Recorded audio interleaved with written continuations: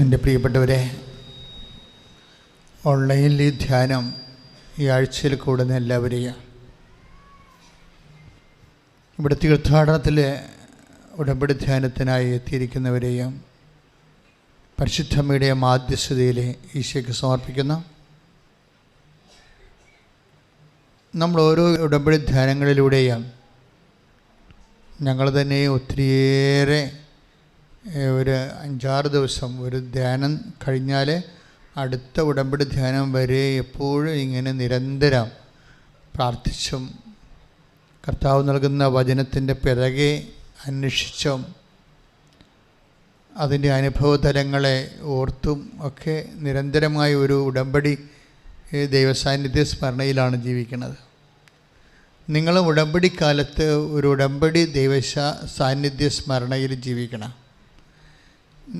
ആൾക്കാർക്ക് പറ്റുന്ന ഒരു അബദ്ധം എന്ന് പറയണത്, ഇവിടുന്ന് ഉടമ്പടി ചെയ്തു പോകുമ്പോൾ പിന്നീട് നിങ്ങൾ വേവലാതി കൊള്ളുന്നതും നിങ്ങൾ ഇമ്മേഴ്സ്ഡ് ആകണതും എത്ര ശതമാനം നിങ്ങൾക്ക് ദൈവമായിട്ട് ചെയ്ത ഉടമ്പടിയെക്കുറിച്ച് നിങ്ങൾക്ക് തിരിച്ചറിവും ബോധവുമുണ്ട്.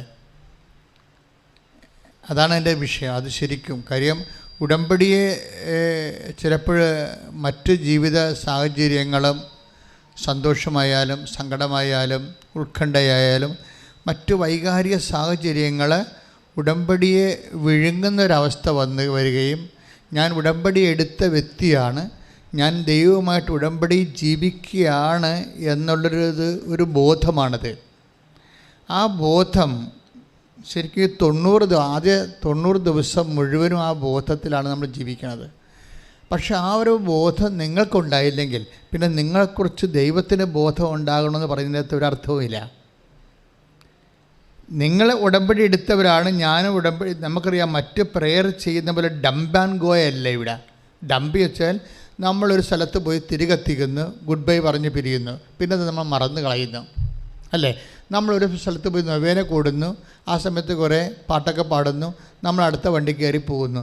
പിന്നെ നമ്മൾ ഓർക്കണത് അടുത്ത ചൊവ്വാഴ്ച വ്യാഴാഴ്ച ആകുമ്പോഴാണ്, അയ്യോ ഇന്ന് നൊവേന ദിവസമാണല്ലോ എന്ന് ഓർക്കണത്. ഇത് ഒരവസ്ഥയാണ് ഉടമ്പടിക്കുള്ളതെങ്കിൽ നിങ്ങൾ ഉടമ്പടിയിലല്ല. കാര്യം എന്താ, ഉടമ്പടി എപ്പോഴും അറിയാം, it is A bilateral relation. ദൈവമായിട്ട് ഒരു ഉഭയകക്ഷി ജീവിത അവസ്ഥയിലാണ് നമ്മൾ. അപ്പോഴും അതിനൊരു ലീവോ ഒന്നുമില്ല, അതിനൊരു ഫ്രീ ടൈം പോലുമില്ല. ഉടമ്പടിക്കൊരു ഫ്രീ ടൈം, ഇപ്പോൾ ക്ലാസ്സാണ്, ക്ലാസ്സിന് സ്വാഭാവികമായിട്ടൊരു ഫ്രീ ടൈം ഉണ്ടാകത്തില്ല, ഇൻ്റർവെൽ എന്ന് പറയത്തില്ലേ. പക്ഷെ ഉടമ്പടിക്ക് ഇൻ്റർവെല്ലില്ല. കാര്യം ഉടമ്പടിയിൽ എങ്ങനെ ഇൻ്റർവെൽ വെക്കാൻ പറ്റും? നിങ്ങൾ ദൈവവുമായിട്ട് ഉടമ്പടി ചെയ്തിരിക്കുകയാണ്. അതുകൊണ്ട് എല്ലാ നിമിഷങ്ങളും തന്നെ നിങ്ങളെ വാക്ക്, പ്രവൃത്തി, വിചാരം, സാക്ഷ്യം അതെല്ലാം ഉടമ്പടിയുടെ ബേസ്മെൻറ്റിലാണ്. ഒരുപക്ഷെ സത്യസന്ധമായിട്ട് ഉടമ്പടി എടുക്കുന്നവർക്ക് എന്നെ കരുത്താണെന്നറിയാവോ? സത്യസന്ധമായിട്ട് ഉടമ്പടി എടുക്കുന്നവർക്ക് എന്നെ കരുത്താ. ആ കരുത്ത് കാണണമെങ്കിൽ ഈ ദിവസങ്ങളിലൊരു സാക്ഷ്യം ഉണ്ടായത്, അതായത് എനിക്ക് ഭയങ്കര ഇഷ്ടപ്പെടാം. റോഷൻ എന്നും പറഞ്ഞൊരാൾ, യാക്കോബ സഹോദരനാണ്, കോട്ടയത്ത് നിന്ന്. അതായത് റോഷൻ്റെ സാക്ഷ്യം, റോഷനും ഉണ്ടായ ഒരു കുഞ്ഞ് മരിക്കുമെന്ന് പറഞ്ഞപ്പോൾ റോഷനൊരു ഫീല് ചെയ്തില്ല. എന്താ അദ്ദേഹം സാക്ഷ്യത്തെ പറഞ്ഞു വെച്ച് കഴിഞ്ഞാൽ, അത് മാതാവ് തന്ന കുഞ്ഞല്ലേ എന്നാണ് പറയണത്. അപ്പം ഹീസ് കോൺഷ്യസ് അബൌട്ട് ദാറ്റ്. അതായത് അതിനെക്കുറിച്ചൊക്കെ നല്ല ബോധമുണ്ട്. ഇതുപോലെ ഓരോ സമയത്തും ഉടമ്പടി കാലങ്ങളിൽ എന്തെങ്കിലും ഒരു നെഗറ്റീവ് നമുക്ക് സംഭവിച്ചാൽ ഓട്ടോമാറ്റിക്കായിട്ട് നമുക്ക് ദൈവത്തിൻ്റെ ഉടമ്പടിയെക്കുറിച്ച് ഓർമ്മ വന്നാൽ പോരാ. ഓർമ്മയെ പോസിറ്റീവായിട്ട് വരണം. ദൈവത്തോട് നമ്മൾ ഉടമ്പടി ചെയ്തതല്ലേ എന്നുള്ളത് പോസിറ്റീവായിട്ടാണ് വരേണ്ടത്. അങ്ങനെ ഒരു കാര്യം എനിക്ക് പലപ്പോഴും സാക്ഷ്യങ്ങൾ കേൾക്കുമ്പോൾ തോന്നുന്നത്, ഉടമ്പടി ഒരു ഫങ്ഷൻ അല്ല, ഉടമ്പടി ഒരു ഫീലിംഗ് ആണ് ശരിക്കും. ഇതാണ് വ്യത്യാസം. എപ്പോഴും ആ ഫീലിംഗ് ഇങ്ങനെ ഉണ്ടായിക്കൊണ്ടിരിക്കും. ഉടമ്പടി ഫങ്ഷൻ ആണെങ്കിൽ ആ ഫങ്ഷൻ കഴിയുമ്പോൾ നമുക്ക് ഫ്രീ ആണ്. ഫീലിംഗ് ആണെങ്കിൽ ഫീലിങ്ങിൽ നമ്മൾ ഫ്രീ അല്ല. ആ വ്യത്യാസം അതാണ്. ഇപ്പോൾ നമ്മുടെ അപ്പൻ മരിച്ചു, അതൊരു ഫീലിംഗ് ആണ്, നമ്മൾ ഫ്രീ അല്ല. ആ ദുഃഖം നമുക്കങ്ങ് നിൽക്കുന്നോ? അതിനേക്കാൾ തീവ്രമായ എന്തെങ്കിലും ബന്ധങ്ങളുള്ള ഒരു അവസ്ഥയിൽ നിന്നാണ് നമുക്ക് മിസ് ചെയ്യണമെങ്കിൽ it's a feeling, it's not a function. അപ്പൻ്റെ മരണം ഒരു ഫങ്ഷനാണോ? അല്ല, അതൊരു ഫീലിംഗ്. ഉടമ്പടി ഒരു ഫങ്ഷനാണോ? അല്ല, ഇറ്റ്സ് എ ഫീലിംഗ്. അതുകൊണ്ട് ആ ഫീലിങ്ങിന് ഇൻ്റർവെല്ലില്ല. പ്രാർത്ഥിക്കുക, കർത്താവായ ദൈവമേ, ഉടമ്പടി ഒരു ബോധമാണെന്ന്, ആ ബോധം ഒരു നിലനിൽപ്പിന്റെ വികാരമാണെന്ന് തിരിച്ചറിയാനുള്ള കൃപയാൽ എന്നെ നിറക്കണമേ. ശ്രുതിക്കട്ടെ ഹല്ലേലൂയ. പരമദിവ്യകാരുണ്യത്തിന് അതായത് ഈ ഉടമ്പടിയുടെ ബോധവും വിവേചനവും ഇതെല്ലാം പരിശുദ്ധാത്മാവിൻ്റെ ദാനമായിട്ട് വരുന്നത്. ഇതിന് ഈ role of the holy spirit ഉടമ്പടിയുടെ മെക്കാനിസത്തിൽ ഭയങ്കര പ്രിൻസിപ്പൽ പാർട്ടാണ് വരുന്നത്. ഇതൊരു പരിശുദ്ധാത്മാവ് ഇതര പ്രാർത്ഥനാ രൂപമല്ലത്. പരിശുദ്ധാത്മാവ് നമ്മുടെ എല്ലാ പ്രാർത്ഥനാ രൂപങ്ങളുടെയും മൊബിലിറ്റി, അതുപോലെ അതിൻ്റെ ഒരു ഡൈനാമിസം വർക്ക് ചെയ്യണത് പരിശുദ്ധാത്മാവിൽ അധിഷ്ഠിതമാണ് എല്ലാ പ്രയർ രൂപങ്ങളും. അപ്പോൾ ഉടമ്പടി എന്ന് പറഞ്ഞത് ഒരു മരിയൻ പ്രയറാണെന്ന് പറഞ്ഞിട്ട് പരിശുദ്ധാത്മാവിന് അവിടെ ഒന്നും ചെയ്യാനില്ലെന്നല്ല. മരിയൻ പ്രയറായത് കൊണ്ട് തന്നെ അത് ഫുൾനെസ് ഓഫ് ഹോളി സ്പിരിറ്റിലെ വർക്ക് ചെയ്യത്തുള്ളൂ. പരിശുദ്ധാത്മാവിൻ്റെ പൂർണ്ണതയിൽ പ്രാർത്ഥിക്കുക, കർത്താവായ ദൈവമേ, ഉടമ്പടിയെടുത്ത് എല്ലാവരെയും പരിശുദ്ധാത്മാവിൻ്റെ പൂർണ്ണതയിലേക്ക് ഫലദായകമായി വളർത്തണമേ, അഭിഷേകം ചെയ്യണമേ. ശ്രുതികട എനിക്ക് പലപ്പോഴും തോന്നിയിരിക്കുന്നത് ഈ ഉടമ്പടി എടുക്കുന്ന ഓരോ മക്കളും ബേസിക്കായിട്ട് പ്രേയർ ചെയ്യേണ്ടത് പരിശുദ്ധാത്മാവിൻ്റെ ഫലങ്ങൾക്കല്ല, ദാനങ്ങൾക്കാണ്. ദാനങ്ങളാണ് ഇതിൻ്റെ ബേസിക് എന്ന് പറയുന്നത്. ദാനങ്ങൾ ഉണ്ടെങ്കിൽ മാത്രമേ ഇത് വർക്ക് ചെയ്യത്തുള്ളൂ. നമുക്കറിയാമല്ല, ഇപ്പോൾ വെള്ളം എന്ന് പറയുന്നതാണ് ദാനം. വെള്ളത്തിൻ്റെ ഫലങ്ങളാണ് മീൻ, മറ്റുള്ള തരത്തിലുള്ള ജീവജാലങ്ങളെല്ലാം. പരിശുദ്ധാത്മാവിനെക്കുറിച്ച് 2 വിഷയങ്ങളാണ് നമ്മൾ എപ്പോഴും ദാനങ്ങൾ എപ്പോഴും നമ്മൾക്ക് എപ്പോഴും ഉടമ്പടി എടുക്കുന്ന ഓരോ മക്കൾക്കും. ഐസയാ 11:2 കർത്താവിൻ്റെ ആത്മാവ് അവൻ്റെ മേൽ ആവസിക്കും, ജ്ഞാനത്തിൻ്റെയും വിവേകത്തിൻ്റെയും ആത്മാവ് എന്ന് പറഞ്ഞ് കർത്താവിൻ്റെ ആത്മാവ് അവൻ്റെ മേൽ ആവസിക്കും. എന്തെല്ലാം ആത്മാവാണ്? എന്തിൻ്റെ ആത്മാവാണ്? ജ്ഞാനത്തിൻ്റെയും വിവേകത്തിൻ്റെയും ആത്മാവ്. അപ്പം ജ്ഞാനം എന്ന് പറയുമ്പോൾ ഒരു അനുഭവജ്ഞാനമാണ്, തിയറി മാത്രമല്ല പ്രയോഗം കൂടിയുണ്ട്. തിയറി ആണെങ്കിൽ സൈദ്ധാന്തിക ജ്ഞാനമാണ്, അറിവാണ്. അതിൻ്റെ പേര് അറിവെന്നാണ്, ജ്ഞാനമല്ല. ജ്ഞാനം മീൻസ് അത് നോളജ് അല്ല, വിസ്ഡമാണ്. വിസ്ഡം എന്ന് പറയുമ്പോൾ പ്രായോഗികമായ ജ്ഞാനമാണ്, അനുഭവജ്ഞാനമാണ്. അപ്പോൾ ഉടമ്പടി എടുക്കുമ്പോൾ ഉടമ്പടിയിൽ വിസ്ഡമാണ് വരേണ്ടത്. എന്ന് വെച്ച് കഴിഞ്ഞാൽ നമ്മളുടെ ഇതിനെക്കുറിച്ചുള്ള ഇപ്പം ഞങ്ങൾ സൈദ്ധാന്തിക ജ്ഞാനമല്ല ഇവിടുന്ന് തരണത്. നിങ്ങൾക്ക് കിട്ടുന്നത് എന്താണ്? സാക്ഷ്യം. ഞങ്ങൾ സിദ്ധാന്തം തരുമ്പോൾ നിങ്ങൾക്ക് കിട്ടുന്നത് എന്താണ്? സാക്ഷ്യം. സാക്ഷ്യം അനുഭവിച്ച വ്യക്തികൾ സ്വാഭാവികമായിട്ട് നൽകേണ്ടത് എന്താണ്? വിസ്ഡമാണ് നൽകേണ്ടത്, അനുഭവജ്ഞാനമാണ് നൽകേണ്ടത്. ഞങ്ങൾ നൽകിയിട്ടുള്ള സിദ്ധാന്തം, തിയറി നിങ്ങൾ കൊണ്ടുപോയി ഫീൽഡിൽ പ്രാക്ടിക്കലായിട്ട് അത് പ്രയോഗിച്ച് നോക്കിയപ്പോൾ നിങ്ങൾക്കത് കറക്റ്റായിട്ട് റൈറ്റായിട്ട് വരികയും നിങ്ങൾക്ക് നിങ്ങളുടെ ക്ലേശമോ രോഗമോ ഒക്കെ മാറുകയും ചെയ്യുമ്പോൾ when we present in the platform അത് വിസ്ഡത്തിൽ നിന്നാണ് വരേണ്ടത്. അല്ലാതെ ജോലി കിട്ടി, വീട് കിട്ടി, വിവാഹം നടന്നു എന്നൊക്കെ പറഞ്ഞ് ഇങ്ങനെ പട്ടിക അവതരിപ്പിക്കുകയല്ല. അതൊരു വിസ്ഡം വേണം അവിടുന്ന്. നിങ്ങളത് എങ്ങനെയാണ് ആ ഉടമ്പടി പ്രയോഗിച്ചത്? ഇപ്പോൾ അദ്ദേഹം പറഞ്ഞു കേട്ടില്ലേ, അതായത് ആ കുഞ്ഞിൻ്റെ തകർച്ച വന്നപ്പോൾ ഡോക്ടർ എടുത്ത് കളയണമെന്നാണ് പറഞ്ഞത്. ഡോക്ടർ എടുത്ത് കളയണമെന്ന് പറഞ്ഞപ്പോൾ ഈ മനുഷ്യൻ പറഞ്ഞ് അങ്ങനെ സംഭവിക്കുന്നില്ല.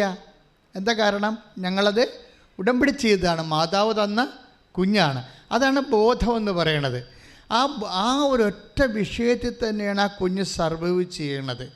അദ്ദേഹത്തിൻ്റെ ഒരു ഉടമ്പടി ബോധമുണ്ടത്. ഞാനത് പറഞ്ഞില്ല, ഇറ്റ്സ് എ ഫീലിംഗ്. ഉടമ്പടി മീൻസ് എൻ അവെയർനെസ്. ഉടമ്പടി ബോധം. ഞാൻ ഉടമ്പടി ചെയ്താണ് അമ്മയുമായിട്ട് കഴിഞ്ഞ കൊല്ലം ഇതുപോലെ ഒരു 2 കൊല്ലം മുമ്പ് ഒരു സാക്ഷ്യം ഉണ്ടായി.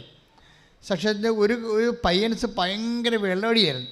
അപ്പോൾ അവൻ്റെ പെങ്ങളെ കെട്ടിച്ചു വിട്ട വീട്ടിൽ നിന്ന് ആ പെങ്ങളുടെ വീട്ടിൽ കുറേ പ്രോബ്ലംസ് ഉണ്ടായപ്പോൾ അവൾ വന്ന് ഇവിടെ ഉടമ്പടി ചെയ്തപ്പോൾ അവൾ ഉടമ്പടി ചെയ്ത് അവളുടെ വീട്ടിലെ പ്രശ്നത്തിനാണ്, അതായത് പെങ്ങളെ കെട്ടിച്ച് വീട്ടിലെ പ്രശ്നത്തിനാണ് ഉടമ്പടി ചെയ്തിരിക്കുന്നത്. പക്ഷേ ആങ്ങളെ ഇങ്ങനെ വെള്ളം അടിച്ച് വീട്ടുകാർക്കൊക്കെ പ്രശ്നം ഉണ്ടാക്കുന്ന കാരണം അവൾ ആങ്ങളുടെ കാര്യവും ഉടമ്പടി വെച്ചിട്ടുണ്ട്. പക്ഷേ ഉടമ്പടി വെച്ചതല്ല, അങ്ങനെ നിങ്ങൾക്കങ്ങനെ ഒത്തിരി പേര് നിങ്ങളങ്ങനെ വെക്കും. അത് പക്ഷേ എന്താ പ്രശ്നം വെച്ചാൽ കുറച്ച് കഴിഞ്ഞിട്ട് ഒരു ദിവസം കഴിഞ്ഞപ്പോൾ കൂട്ടുകാരത്തി ഇവളെ വിളിച്ചു. ഇവളെ വിളിച്ചു പറഞ്ഞ്, നീ അറിഞ്ഞില്ലേ, എന്താണെന്ന് പറ, എന്താണെന്ന് ചോദിച്ചു. അപ്പോഴിവളൊരു പമ്മി. അപ്പോൾ അവൾ അറിഞ്ഞിട്ടില്ല, ഫസ്റ്റ് ടൈമാണ് കേൾക്കാൻ പോണത്. അപ്പോൾ അവൾക്ക് കേൾക്കാൻ പറ്റുന്ന കാര്യമല്ല പറയാൻ പോണത്. കാര്യം ഇവളുടെ ആങ്ങളയെ ബൈക്കിൽ പോയപ്പോൾ കാറിടിച്ചു. അപ്പോൾ അത് വളരെ സീരിയസ് ആയിപ്പോയി. ആൾ ICUവിലാണ്, വെന്റിലേറ്ററിലാണ്. പക്ഷേ ഇവളിത് നീ കാര്യം പറയാൻ പറഞ്ഞ് ആങ്ങളെ വണ്ടി ഇടിച്ചു എന്ന് പറഞ്ഞു. വണ്ടി കണ്ടിട്ട് ആൾക്കാർ പറയണത് അത് വളരെ മോശമായ രീതിയാണ് പറയണത്, കണ്ടവരാണ് എന്നോട് പറയണമെന്ന് പറഞ്ഞു. ആങ്ങളെ ഹോസ്പിറ്റലിൽ കൊണ്ടുപോയെന്ന് പറഞ്ഞു. പക്ഷേ എടുത്ത ശ്വാസത്തിൽ ഫസ്റ്റായിട്ട് ബ്രീത്തിലേ ഇവളെന്നാ പറയുന്നത് അറിയാമോ, അങ്ങനെ ഒന്നും സംഭവിക്കത്തില്ലെന്നാ പറയണത്. അവന് ഒന്നും സംഭവിക്കത്തില്ല. എന്താ കാര്യം? അവൻ്റെ കാര്യം ഞാൻ അമ്മനെ ഏൽപ്പിച്ചിട്ടുണ്ടെന്നാണ്. Price the Lord. ഇതാണ് ഉടമ്പടി അവയർനെസ് എന്ന് പറയണത്. അങ്ങനെ ഒന്നും സംഭവിക്കത്തില്ല, അവനൊന്നും സംഭവിക്കത്തില്ല. കാര്യം എന്താണ്? അവൻ്റെ കാര്യം ഞാൻ അമ്മനെ ഏൽപ്പിച്ചിട്ടുണ്ടെന്ന് പറയും. കാര്യം അവൻ്റെ മദ്യപാനം മാറാൻ വേണ്ടി അമ്മയോട് അവൾ ഉടമ്പടി വെച്ചിട്ടുണ്ട്. പക്ഷേ അങ്ങനെ പല കാര്യവും പട്ടികയിൽ പല കാര്യം വെച്ച പോലെ കാഷ്വലായിട്ടൊരു സാധനം കുത്തിക്കയറ്റിയതല്ല ഈ സംഭവം. അതാണ് ഈ ഉടമ്പടി എടുക്കണമല്ല പ്രശ്നം. നിങ്ങൾ എടുക്കുമ്പോൾ വാട്ട് ഫീലിംഗ് യു ഹാവ്, നിങ്ങൾ എന്ത് ബോധമാണ് നിങ്ങൾക്കുണ്ടത്, അതാണ് ഞാൻ പറയുന്നത്. ഒക്കട്ടെ എന്ന് പറഞ്ഞ് ഇപ്പോൾ 5 കാര്യം 6 കാര്യം വെക്കാമല്ലോ, അതിലൊരു കാര്യം ഇതും കൂടി ആയിക്കോട്ടെ എന്ന് പറഞ്ഞ് അങ്ങനെ വെച്ചാൽ അങ്ങനെ വരുമ്പോൾ ഉണ്ടാകുന്ന പ്രോബ്ലം, നിങ്ങൾക്ക് ഒരു മുടന്തം വിശ്വാസത്തിലാണല്ലോ അത് ചെയ്യണത്. അങ്ങനെ ഒരെണ്ണമെങ്കിലും അങ്ങനെ ഒരു ചത്ത ഉടമ്പടി വെച്ചാൽ ആ ഉടമ്പടി ഒരു വിഷയമെങ്കിലും ചത്ത ഉടമ്പടി വെച്ച് കഴിഞ്ഞു. ചത്തതെന്ന് വെച്ച് കഴിഞ്ഞാൽ നിങ്ങൾക്ക് അത്ര കണ്ട് you are not serious about that. ആ വിഷയം നടന്നാൽ കൊള്ളാം, നടന്നില്ലെങ്കിലും കൊള്ളാം എന്ന് നിങ്ങൾ വെച്ചിരിക്കുകയാണ്. നടന്നേ മതിയാവൂ എന്നൊന്നുമില്ല. അങ്ങനെ ഒരെണ്ണം ഇതിനകത്ത് കയറ്റി വെച്ചിട്ടുണ്ടെങ്കിൽ അതാണ് ചത്ത ഉടമ്പടി എന്ന് പറയണത്. ചത്ത ഉടമ്പടിയുടെ 6 കാര്യങ്ങളുണ്ട്. അതിനകത്ത് ഒരെണ്ണം ഇങ്ങനെ കാഷ്വലായിട്ട് വെച്ചിരിക്കുന്നതാണ്. അത് ചത്തുപോയി കഴിഞ്ഞാൽ അത് സ്വാഭാവികമായിട്ട് നിങ്ങളുടെ എല്ലാ ഇൻറ്റൻഷനും അത് ബാധിക്കും. കാര്യം എന്താണ്? നിങ്ങളല്ലേ വെക്കണത്. അതായത് അത്ര കണ്ട് ദൈവത്തിൽ ഒക്കട്ടെ എന്നുള്ള മുടന്തം വിശ്വാസമുള്ള നിങ്ങളാണ് ആ ഒരു സാധനം വെച്ചിരിക്കുന്നത്. ആ ആൾ തന്നെയല്ല മറ്റഞ്ചെണ്ണം വെച്ചിരിക്കുന്നത്. അപ്പോൾ അത് അടിസ്ഥാനപരമായ ഉടമ്പടി, അടിയന്തരമായ ഉടമ്പടിയാണെങ്കിലും ഇതുപോലെയുള്ള അലവരാതി കാര്യങ്ങൾ കിട്ടിയാൽ ഊട്ടിയെന്നൊക്കെ ഞാൻ പറയുന്നത് ഇടയ്ക്ക്. അതുപോലെ ഒരു ഗാംബ്ലിംഗ് ആയിട്ട് ഒക്കട്ടെന്നും പറഞ്ഞ് ഒരു സാധനം ഉടമ്പടി വെച്ചിട്ടുണ്ടെങ്കിൽ ആ ഒക്കട്ടെ സാധനം തന്നെയായിരിക്കും എല്ലാത്തിനെയും ബാധിക്കുന്നത്. അങ്ങനെ ഒരിക്കലും ഉടമ്പടി ചെയ്യരുത്. നിങ്ങൾക്ക് വെച്ചില്ലേ കുഴപ്പമില്ല, 0 ഇട്ട് വെച്ചാൽ മതി. വെക്കുന്ന കാര്യങ്ങൾ നിങ്ങൾക്ക് പക്കയായിരിക്കണം. അതിനെക്കുറിച്ച് ഭയങ്കര അത് ഇല്ലാതെ നിങ്ങൾക്ക് സർവൈവ് ചെയ്യാൻ പറ്റാത്ത രീതിയിൽ നിങ്ങൾ സീരിയസ് ആയിരിക്കണം. ശ്രുതിക്കട്ടെ ഹല്ലേലൂയ. ശുദ്ധ പരമ ദിവ്യകാരുണ്യത്തിന് പരിശുദ്ധ പരമ ദിവ്യകാരുണ്യത്തിന് പരിശുദ്ധ പരമ ദിവ്യകാരുണ്യത്തിന് എനിക്കൊരു പ്രിപ്പറേറ്ററി പ്രേയർ നല്ലതാണെന്ന് തോന്നണം. ഉടമ്പടി പരിശുദ്ധാത്മ ദാനങ്ങളിലാണ് ഇതിങ്ങനെ വർക്ക് ചെയ്ത് പോണത്. ദാനങ്ങൾ അതിപ്പോൾ 1 കൊറിന്ത്യർ 12:8 കൂടുതൽ ദാനങ്ങളെക്കുറിച്ച് വെളിപ്പെടുത്തുന്നുണ്ട്. ഇതൊക്കെ നമുക്ക് ആവശ്യമായ രീതിയിൽ ആരാധനയ്ക്ക് പ്രാർത്ഥിച്ചിട്ട് ഈ ദാനങ്ങൾ സ്വീകരിക്കുന്നൊരു സമയമാണ്. 1 കൊരിന്ത്യർ 11:8 ശ്രുതിക്കട്ടെ ഹല്ലേലൂയ.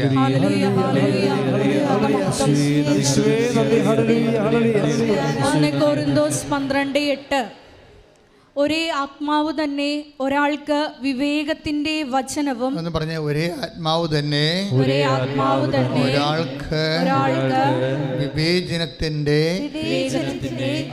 വചനവും. നിങ്ങൾ ഒരു കാര്യം ചിന്തിക്കുമ്പോൾ തന്നെ അതിൽ പരിശുദ്ധാത്മാവോ ദുഷ്ടാത്മാവോ ലോകാത്മാവോ ഉണ്ടാകാം. ഒരു ഉടമ്പടി ഇരിക്കുന്ന വ്യക്തിക്ക് ലോകാത്മാവ് ഉണ്ടാകാൻ പാടില്ല. അപ്പം തന്നെ അത് വിവേചിക്കണം. ഉടനെ ഓട്ടോമാറ്റിക് വിവേചനം വരേണ്ടതാണ്. എന്താ പ്രശ്നം വെച്ചാൽ നിങ്ങൾ പറയുന്ന പല കാര്യങ്ങളിലും ലോകാത്മാവും ഉണ്ടാവും, ദുഷ്ടാത്മാവും ഉണ്ടാവും. ലോകാത്മാവ് എന്ന് വെച്ചാൽ വ്യക്തികൾക്ക് അഹങ്കാരം ഉണ്ടാവും. അഹങ്കാരം മൂത്ത വർത്തമാനങ്ങൾ നിങ്ങൾ പറഞ്ഞുകൊണ്ടിരിക്കുന്ന സംഭവം. ഇപ്പോൾ ഒരാൾ ഒരു കാര്യം പറഞ്ഞപ്പോൾ നിങ്ങൾ അതിനെ നിഷേധിച്ചുകൊണ്ട് വേറൊരു സംഭവം പറഞ്ഞു. അപ്പോൾ ഉടനെ ആത്മാവ് നിവേദിക്കണം, ഇത് നിൻ്റെ അഹങ്കാരമാണ്, നീ പറയണറിയാം, നിനക്ക് തെറ്റാണെന്നറിയാം, പക്ഷേ ഇവിടെ ജയിക്കാൻ വേണ്ടി ഒരു അഭ്യാസം കാണിക്കുകയാണ്. അതാണ് വിവേചനം. നിനക്ക് തന്നെ അറിയാം നീ പറയണത് പുട്ടത്തരമാണെന്നറിയാം, പക്ഷേ ഇവിടെ പിടിച്ചു നിൽക്കാൻ വേണ്ടി നീ ഒരു നമ്പർ കാണിക്കുകയാണ്. ദാറ്റ് മീൻസ് അതാണ് ഒരു വിവേചനമെന്ന് പറയുന്നത്. ഇത് ഓട്ടോമാറ്റിക്കായിട്ട് സംഭവിക്കണം. ആരും പറഞ്ഞു തരണ്ട. ആ വിവേചനം ദാനമാണ്. ഈ ദാനങ്ങൾ ശക്തിപ്പെട്ടാൽ മാത്രമേ വരങ്ങൾ ഉണ്ടാകത്തുള്ളൂ, ഫലങ്ങൾ ഉണ്ടാകത്തുള്ളൂ. വരങ്ങളല്ല, ഫലങ്ങളെന്ന് പറയുമ്പോൾ ഇത് ഉടമ്പടിയുമായിട്ട് കണക്റ്റഡാണ് ശരിക്കും.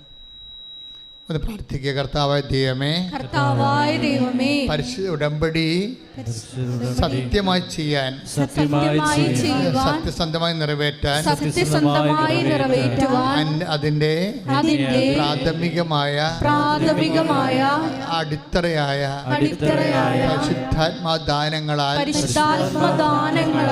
അറിവിനാൽ, വിവേകത്താൽ, ജ്ഞാനത്താൽ, വിവേചനത്താൽ എന്നെ അഭിഷേകം ചെയ്യണം.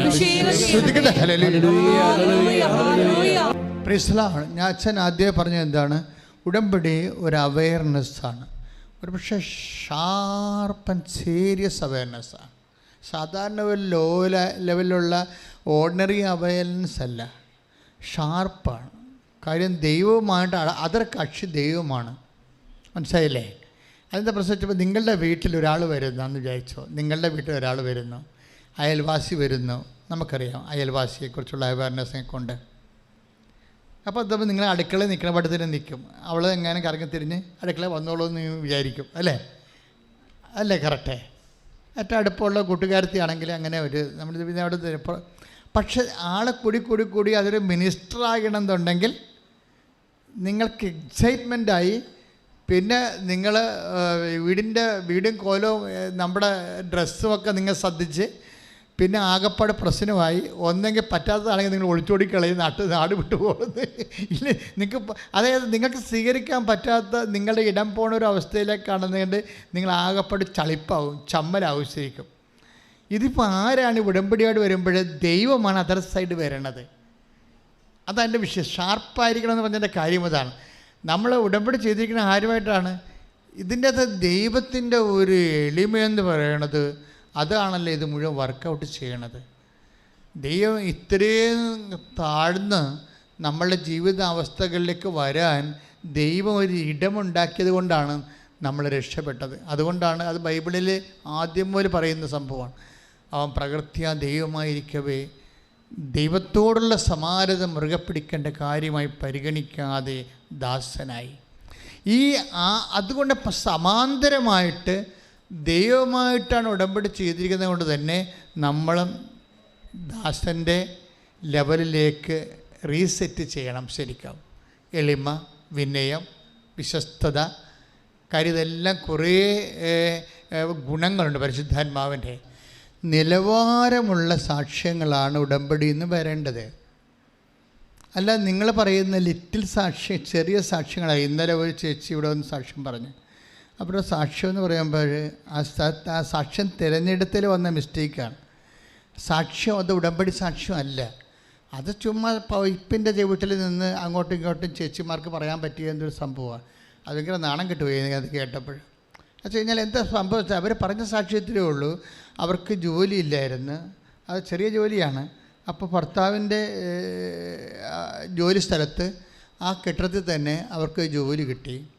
പിന്നെ അവരെന്താ പറഞ്ഞതെന്ന് വെച്ച് കഴിഞ്ഞാൽ 3 ഓപ്പറേഷൻ ഭർത്താവിന് ഒരുമിച്ച് വന്നു. അപ്പോൾ അത് ഒരുമിച്ച് 3 ചെയ്യണമെന്ന് ഞങ്ങൾ ഡോക്ടറിനോട് പറഞ്ഞപ്പോൾ 3 ചെയ്യാമെന്ന് ഡോക്ടർ ഏറ്റു. അപ്പം ഞങ്ങളുടെ പൈസ ചോദിച്ചപ്പോൾ ഓപ്പറേഷൻ കഴിഞ്ഞിട്ട് ബില്ല് വന്നപ്പോൾ ഞങ്ങളുടെ കാശില്ലാഞ്ഞ് എന്ത് വിഡ്ഢിത്തരമാണ്. 3 ഓപ്പറേഷൻ ചെയ്യണമെന്ന് ഇവർ അങ്ങോട്ട് പറഞ്ഞിരിക്കുകയാണ്. അത് 3 ചെയ്യാമെന്ന് ആശുപത്രിക്കാർ പറഞ്ഞിരിക്കുകയാണ്. ബില്ല് വന്നപ്പോൾ കാശില്ലെന്ന് കൊടുക്കാൻ. ഇങ്ങനെയൊക്കെയുള്ള വിഡ്ഢിത്തരങ്ങളൊക്കെ വന്ന് ഇവിടെ ഇന്നലെ പറഞ്ഞതാണ്. എനിക്കാണെങ്കിൽ ഞാൻ അവ പിടിച്ചു ചേർത്ത് ശരിക്കും പൂച്ച വിട്ടത്.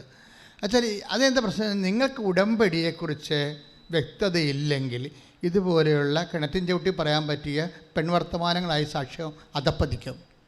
അതാണ് പ്രശ്നം. അതുകൊണ്ടാണ് ഞാൻ നിങ്ങളോട് ഉടമ്പടിയുടെ റെലം പറയണത്. എൻ്റെ കാര്യം ഉടമ്പടി എന്ന് പറഞ്ഞാൽ അതിനൊരു വേറെ ഒരു ലെവൽ പ്രാർത്ഥനയാണത്. അതുകൊണ്ടാ വെച്ചാൽ നമുക്കറിയാമല്ലോ, മെറിറ്റ് ആൻഡ് ഡീമെറിറ്റ്സ് ആയിട്ടാണ് ദൈവം ലോകത്തിലുള്ള എല്ലാം തിരിച്ചിരിക്കുന്നത്. മെറിറ്റ് ഉണ്ടെങ്കിൽ തീർച്ചയായിട്ടും നമുക്ക് ഉടമ്പടി ചെയ്യേണ്ട കാര്യമില്ല. മെറിറ്റ് ആൻഡ് ഡീമെറിറ്റ്സ് ബൈബിൾ വിഷയങ്ങളെ തിരിക്കണത് മെറിറ്റ് ആൻഡ് ഡീമെറിറ്റ്സ് ആയിട്ടാണ്. എന്ന് വെച്ച് കഴിഞ്ഞാൽ യോഗ്യതയും അയോഗ്യതയും. ആ വിഷയത്തിന് അയോഗ്യമാണെങ്കിൽ മാത്രമേ നിങ്ങൾ ഉടമ്പടി ചെയ്യേണ്ട കാര്യമുള്ളൂ. യോഗ്യമാണെങ്കിൽ ചുമ്മാ ബ്ലെസ്സിങ്സിൻ്റെ ആവശ്യമേ ഉള്ളൂ. അത് ഉടമ്പടി ആവശ്യമില്ല. അത് വേന കൂടിയാൽ, ജവമാല ചെല്ലിയാൽ, വീട്ടിലിരുന്ന് വേറെ എന്ത് പ്രാർത്ഥന കൂടിയാലും മതി. കൃത്യമായും പറഞ്ഞ മനസ്സിലായല്ലേ? അത് വളരെ സീരിയസ് വിഷയമാണ്. അതായത് ബൈബിൾ വിഷയങ്ങളെ തിരിക്കുന്ന രണ്ടായിട്ടാണ്, മെറിറ്റ്സ് ആൻഡ് ഡീമെറിറ്റ്സ്. എന്ന് വെച്ച് കഴിഞ്ഞാൽ നിങ്ങൾക്ക് യോഗ്യതയുള്ള വിഷയം, നിങ്ങൾക്ക് യോഗ്യതയില്ലാത്ത വിഷയം. ഇപ്പോൾ നിങ്ങളിപ്പോൾ ഡോക്ടർ പറയണ ഇത് ഓപ്പറേഷൻ ചെയ്യാൻ പറ്റത്തില്ല. ഇപ്പോൾ കഴിഞ്ഞ ദിവസങ്ങളിൽ ടോം ഫിലിപ്പ് എന്നും പറഞ്ഞ ഒരു മകൻ്റെ സാക്ഷ്യം ഉണ്ടായിരുന്നു. ടോം ഫിലിപ്പിന് കുറച്ച് നാളായിട്ട് മക്കളില്ല. പിന്നെ മക്കളെ കിട്ടിയപ്പോൾ അയാൾക്ക് ഭയങ്കര സന്തോഷമായി. 2 മക്കളെ കിട്ടി ഒരുമിച്ച്. പെട്ടെന്ന് വൈഫ് പ്രഗ്നൻ്റ് ആയപ്പോൾ ഉടമ്പടി എടുത്തു കഴിഞ്ഞ് സംഭവിച്ചതാണ്. അപ്പോൾ അത് കഴിഞ്ഞിട്ടാണ് ഇവർ ഉടമ്പടി എടുത്തിരിക്കുന്നത്. അതായത് ഈ മക്കളില്ലാതിരുന്നിട്ട് അവർക്ക് പെട്ടെന്ന് ഒരു 3 കൊല്ലം കഴിഞ്ഞപ്പോൾ അവർക്ക് മക്കളെ കിട്ടിയപ്പോൾ പെട്ടെന്ന് ഒരു ഗർഭപാത്രത്തിൽ 2 കുഞ്ഞുങ്ങൾ കഴിയപ്പോൾ ഇവർക്ക് നല്ല പക്ക സന്തോഷമായി. അപ്പോഴവരങ്ങനെ ജീവിച്ച് വരുന്ന സമയത്ത് പെട്ടെന്ന് ഒരു കുഞ്ഞ് വയറ്റിൽ കിടന്ന് മരിച്ചുപോയി കഴിഞ്ഞപ്പോൾ പിന്നെ അതവിടെ മരിച്ച് കിടക്കുകയാണ്. മറ്റേ കുഞ്ഞ് അവിടെ ജീവിച്ചിരിപ്പുണ്ട് ഗർഭപാത്രത്തിൽ. അതാണ് ടോം ഫിലിപ്പിൻ്റെ സാക്ഷ്യം. എരിമേലിക്കാരനാണ്. അപ്പോഴേ കുറച്ച് കഴിഞ്ഞപ്പോൾ ഒരു കുട്ടി മരിച്ചു പോയത് ഇവർ ഡോക്ടർ പറഞ്ഞു. അപ്പോഴേ ഇവർക്ക് ഭയങ്കര സങ്കടമായിപ്പോയി. അപ്പം സങ്കടമല്ല പ്രശ്നം, ഈ മരിച്ച കുഞ്ഞ് വയറ്റിൽ കിടക്കുകയാണ്. മറ്റേ കുഞ്ഞ് അവിടെ ജീവിച്ചിരിപ്പുണ്ട്. വൈദ്യശാസ്ത്രം എന്ത് പറയും? ഡോക്ടർ പറഞ്ഞു, ഈ കുട്ടി മരിച്ചില്ലേ, മറ്റേ കുഞ്ഞ് മരിച്ചില്ലേ. അപ്പോൾ സ്വാഭാവികമായിട്ട് കുറച്ച് കഴിയുമ്പോൾ ആ മരിച്ച കുഞ്ഞിൻ്റെ ബ്ലഡ് 2 ഒരേ സർക്കുലേഷനാണല്ലോ.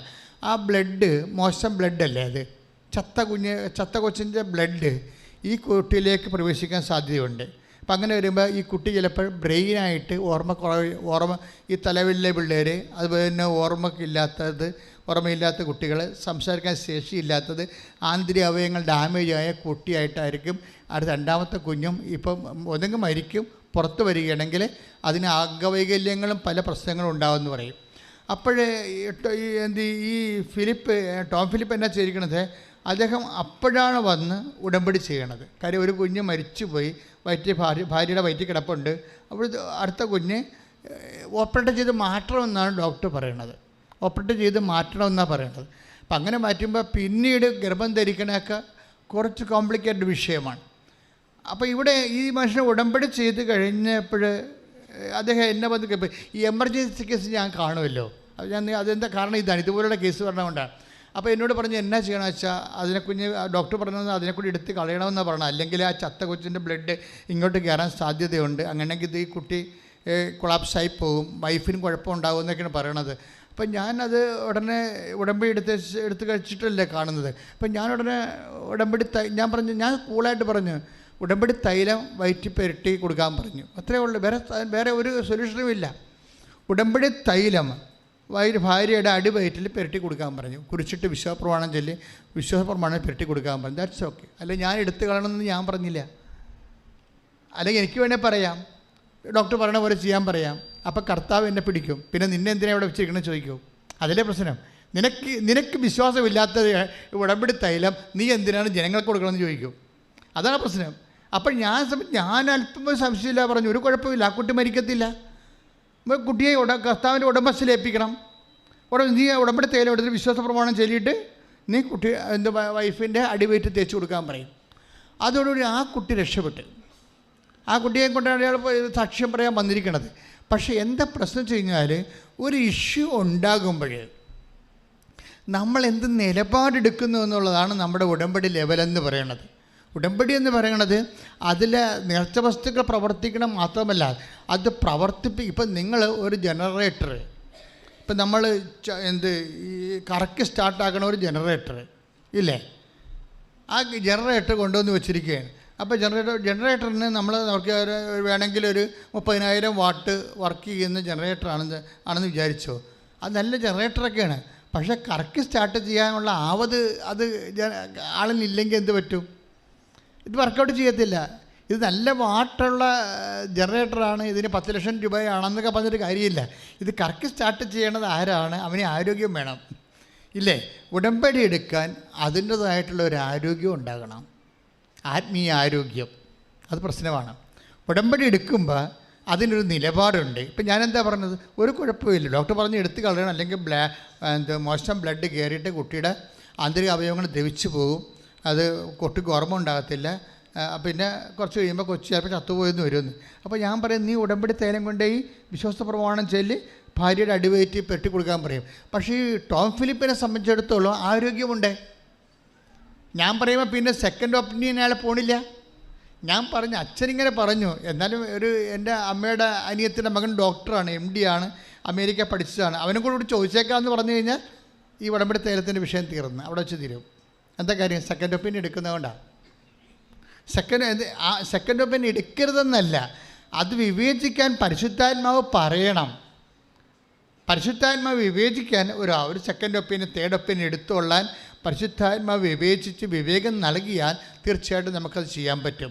പക്ഷേ അതേസമയം തന്നെ കൺഫ്യൂഷൻ നിൽക്കുന്ന സമയത്ത് ആന്തരികമായ ബോധ്യം നൽകുന്നതാണ് പരിശുദ്ധാത്മാവിൻ്റെ ദാനമെന്ന് പറയുന്നത്. മനസ്സിലായില്ലേ? പരിശുദ്ധാത്മാവ് ദാനം ആവശ്യമായി വരണത് അതായത് ഇപ്പം ഞാനിത് പറഞ്ഞില്ല അവനോട്, കുട്ടി മരിക്കുമെന്ന് പറയുമ്പോൾ ഞാൻ പെട്ടെന്ന് ചളുപ്പില്ല, ഞാൻ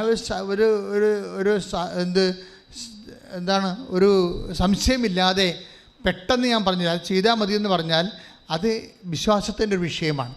നമ്മൾ കുറച്ച് ആലോചിച്ച് എന്താണ് ചെയ്യേണ്ടത്, അവരോട് അങ്ങനെ പറഞ്ഞാൽ മതിയോ അതാ ഇങ്ങനെ പറയണോ എന്നൊക്കെ പറഞ്ഞാൽ പിന്നീട് ലെവൽ മാറി. വിശ്വാസം എന്ന് പറഞ്ഞാൽ സ്പീഡാണ്. ഇപ്പം നീ ഒരു മലയോട് ചെന്ന് കടലിൽ ചെയ്ത് നിൽക്കാൻ ഹൃദയത്തിൽ ശങ്കിക്കാതെ പറഞ്ഞാൽ അതനുസരിക്കുക തന്നെ ചെയ്യുമെന്ന് പറഞ്ഞില്ല. അപ്പം ഹൃദയത്തിലുള്ള ശങ്ക എന്ന് പറയണത് നിങ്ങൾ ഒരു വലിയ വില്ലനെപ്പോലെ നമ്മൾ മരണം വരെ ഫൈറ്റ് ചെയ്യേണ്ട ഒരു സാധനമാണ്. വിശ്വാസം എന്ന് പറയണതല്ല, വിശ്വാസത്തിൻ്റെ വില്ലനെയാണ് നമുക്ക് എപ്പോഴും ടാർഗറ്റ് ചെയ്യേണ്ടത്. വിശ്വാസം അതിന് എതിരായുള്ള സാധനം എപ്പോഴും വർക്ക് ചെയ്തുകൊണ്ടിരിക്കും. വിശ്വാസത്തെ വളർത്തണതിന് അതിൻ്റെ എതിരായിട്ടുള്ള സംഭവത്തെ നമ്മൾ എപ്പോഴും വിശ്വാസത്തെ വളർത്താൻ നിങ്ങൾ ഉദ്ദേശിക്കുന്നുണ്ടെങ്കിൽ അതിൻ്റെ എതിരായിട്ടുള്ള അവിശ്വാസത്തെയാണ് നമ്മൾ ടാർഗറ്റ് ചെയ്യേണ്ടത്. അതുകൊണ്ടാണ് കർത്താവേ ഞാൻ വിശ്വസിക്കുന്നു എന്ന് പറഞ്ഞിട്ട് എന്താ പറയണത്? എൻ്റെ അവിശ്വാസത്തെ 9:24 ശ്രദ്ധിക്കട്ടെ. ഹല്ലേലൂയ, മർക്കോസ് 9:24 ശ്രദ്ധിക്കട്ടെ.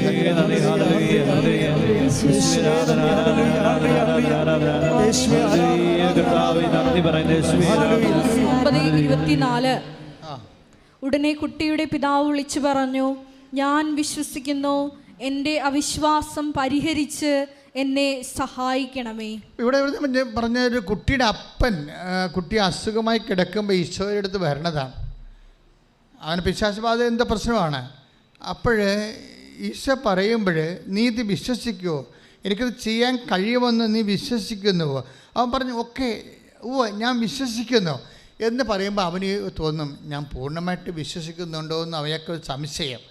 പക്ഷെ ആ സംശയത്തിന് അയാൾ അഡ്രസ്സ് ചെയ്യുന്നുണ്ട്. അയാൾ എന്താ പറയണത്? മർക്കോസ് 9:24 ഞാൻ വിശ്വസിക്കുന്നു, എൻ്റെ അവിശ്വാസം പരിഹരിച്ച്. എൻ്റെ ഒന്ന് പറഞ്ഞ എൻ്റെ അവിശ്വാസം പരിഹരിച്ച് എന്നെ സഹായിക്കണമേ. അപ്പോഴേ വില്ലൻ, വിശ്വാസത്തിൻ്റെ വില്ലൻ ആരാണ്? സംശയമാണ്. അതിന് വിളിക്കുന്ന പേരെന്താണ്? അവിശ്വാസം എന്നാണ്. അവിശ്വാസം ആരാ പരിഹരിക്കേണ്ടത്? അയൽവാസിയാണോ പരിഹരിക്കേണ്ടത്? അല്ല, കർത്താവാണ് പരിഹരിക്കേണ്ടത്. അതാണ് അയാൾ പറയണത്. അയാൾ എന്ത് കൃത്യമായിട്ടാണ് പറയണത്? ഞാൻ വിശ്വസിക്കുന്നു, പക്ഷേ എൻ്റെ അവിശ്വാസം പരിഹരിക്കണമേ. എന്നും നമ്മൾ ദൈവതിരുസന്നിധി പറയേണ്ട ഒരു കാര്യമാണ്. എന്താണ്? അവിശ്വാസം പരിഹരിക്കണമേ. നമ്മളൊരു വീട്ടിൽ ചെന്ന് വഴിയാത്രയിൽ വെള്ളം ചോദിക്കണമെന്ന് വിചാരിച്ചോ? അപ്പോൾ നമ്മൾ എന്താ ഉദ്ദേശിക്കുന്നത്? വെള്ളം ചോദിക്കുമ്പോൾ നമ്മൾ പാത്രം ചോദിക്കുന്നുണ്ടോ? വെള്ളത്തിന് ഒരു പാത്രത്തിൽ ഇത്തിരി വെള്ളം തരാനാണ് പറയണത്, അതാ വെള്ളം തരാനാണ് പറയണത്? അത്ര പ്രശ്നം. നിങ്ങൾ വിശ്വാസം ചോദിക്കുമ്പോൾ നിങ്ങൾ ഇപ്സോഫാത്തോ you are presupposing that it is അത് ബ്രിങ് ചെയ്യണത്, നമുക്ക് തരണത് പരിശുദ്ധാത്മാവിനെയാണ് നമ്മൾ ചോദിക്കണത്. മനസ്സിലായ കാര്യം? വിശ്വാസം പരിശുദ്ധാത്മാവിൻ്റെ ദാനമാണ്. മനസ്സിലായില്ലേ? അപ്പോൾ വിശ്വാസം വർദ്ധിക്കണമെന്ന് നിങ്ങൾ ചോദിക്കുമ്പോൾ നിങ്ങൾ ടാർഗറ്റ് ചെയ്യണത് എന്താണ്?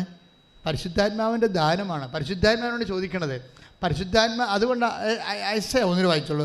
ഐസയ 11:2 പരിശുദ്ധാത്മാവ് ദാനം. ശ്രദ്ധിക്കട്ടെ.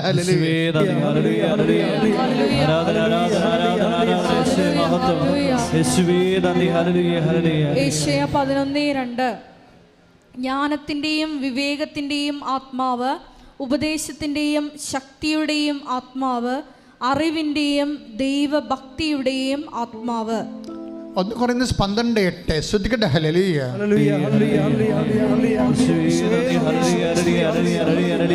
1 Corinthians 12:8 ഒരേ ആത്മാവ് തന്നെ ഒരാൾക്ക് വിവേകത്തിൻ്റെ വചനവും മറ്റൊരാൾക്ക് ജ്ഞാനത്തിൻ്റെ വചനവും നൽകുന്നു. ഒരേ ആത്മാവ് തന്നെ ഒരുവന് വിശ്വാസവും വേറൊരുവന് രോഗശാന്തിക്കുള്ള വരവും നൽകുന്നു. അപ്പോൾ അത് വിശ്വാസം എന്ന് പറയണത് നമുക്ക് കേവല വിശ്വാസമൊന്നും പറഞ്ഞ സംഭവമില്ല. ഇപ്പോൾ ചില ആൾക്കാർ പറയുന്നില്ലേ, അമേരിക്ക നിങ്ങൾ പോയിട്ടില്ല, പക്ഷെ അമേരിക്ക അവിടെ ഉണ്ടെന്ന് നിങ്ങൾ വിശ്വസിക്കുന്നു. അതുപോലെയുള്ള ഒരു കേവല വിശ്വാസമല്ല ബൈബിൾ വിശ്വാസം. ബൈബിൾ വിശ്വാസം പരിശുദ്ധാത്മാവിൻ്റെ ദാനമാണ്. മനസ്സിലായില്ലേ? വിശ്വാസം, മാനുഷിക വിശ്വാസമുണ്ട്. എന്തുമാത്രം വിശ്വാസം. നമ്മുടെ അമ്മയാണ് നമ്മൾ പറയണത്, നമ്മുടെ അപ്പൻ ഇങ്ങേരാണെന്ന് ചൂണ്ടിക്കാണിക്കുന്നു. അതൊരു വിശ്വാസത്തെ നമ്മൾ അപ്പനായിട്ട് സ്വീകരിക്കുന്നു. ആ വിശ്വാസമല്ല ബൈബിൾ വിശ്വാസം. ബൈബിൾ വിശ്വാസം എന്ന് പറയുന്നത് ഇതുപോലെ മാനുഷിക വിശ്വാസമോ ഇൻഫറൻസോ ഒന്നുമല്ല, ഒരു സെക്കുലർ ഇൻഫറൻസ് ഒന്നുമല്ല ബൈബിൾ വിശ്വാസം. ബൈബിൾ വിശ്വാസം basically it is a fruit of the holy സ്പിരിറ്റാണ്, പരിശുദ്ധാത്മാവിൻ്റെ വരമാണ്. ഒരു ഉടമ്പടി മേജറായിട്ടുള്ള പ്രോജക്റ്റ് ചെയ്യുന്നതാണ് ഉടമ്പടി. അതിന് അനപേക്ഷിതമായി അനുധാരികളാണ് അടിസ്ഥാന ആത്മീയ പ്രമാണങ്ങളായിട്ട് ഞാൻ നിങ്ങളെ ഇപ്പോഴും ഉത്ബോധിപ്പിച്ചുകൊണ്ടിരിക്കുന്നത്.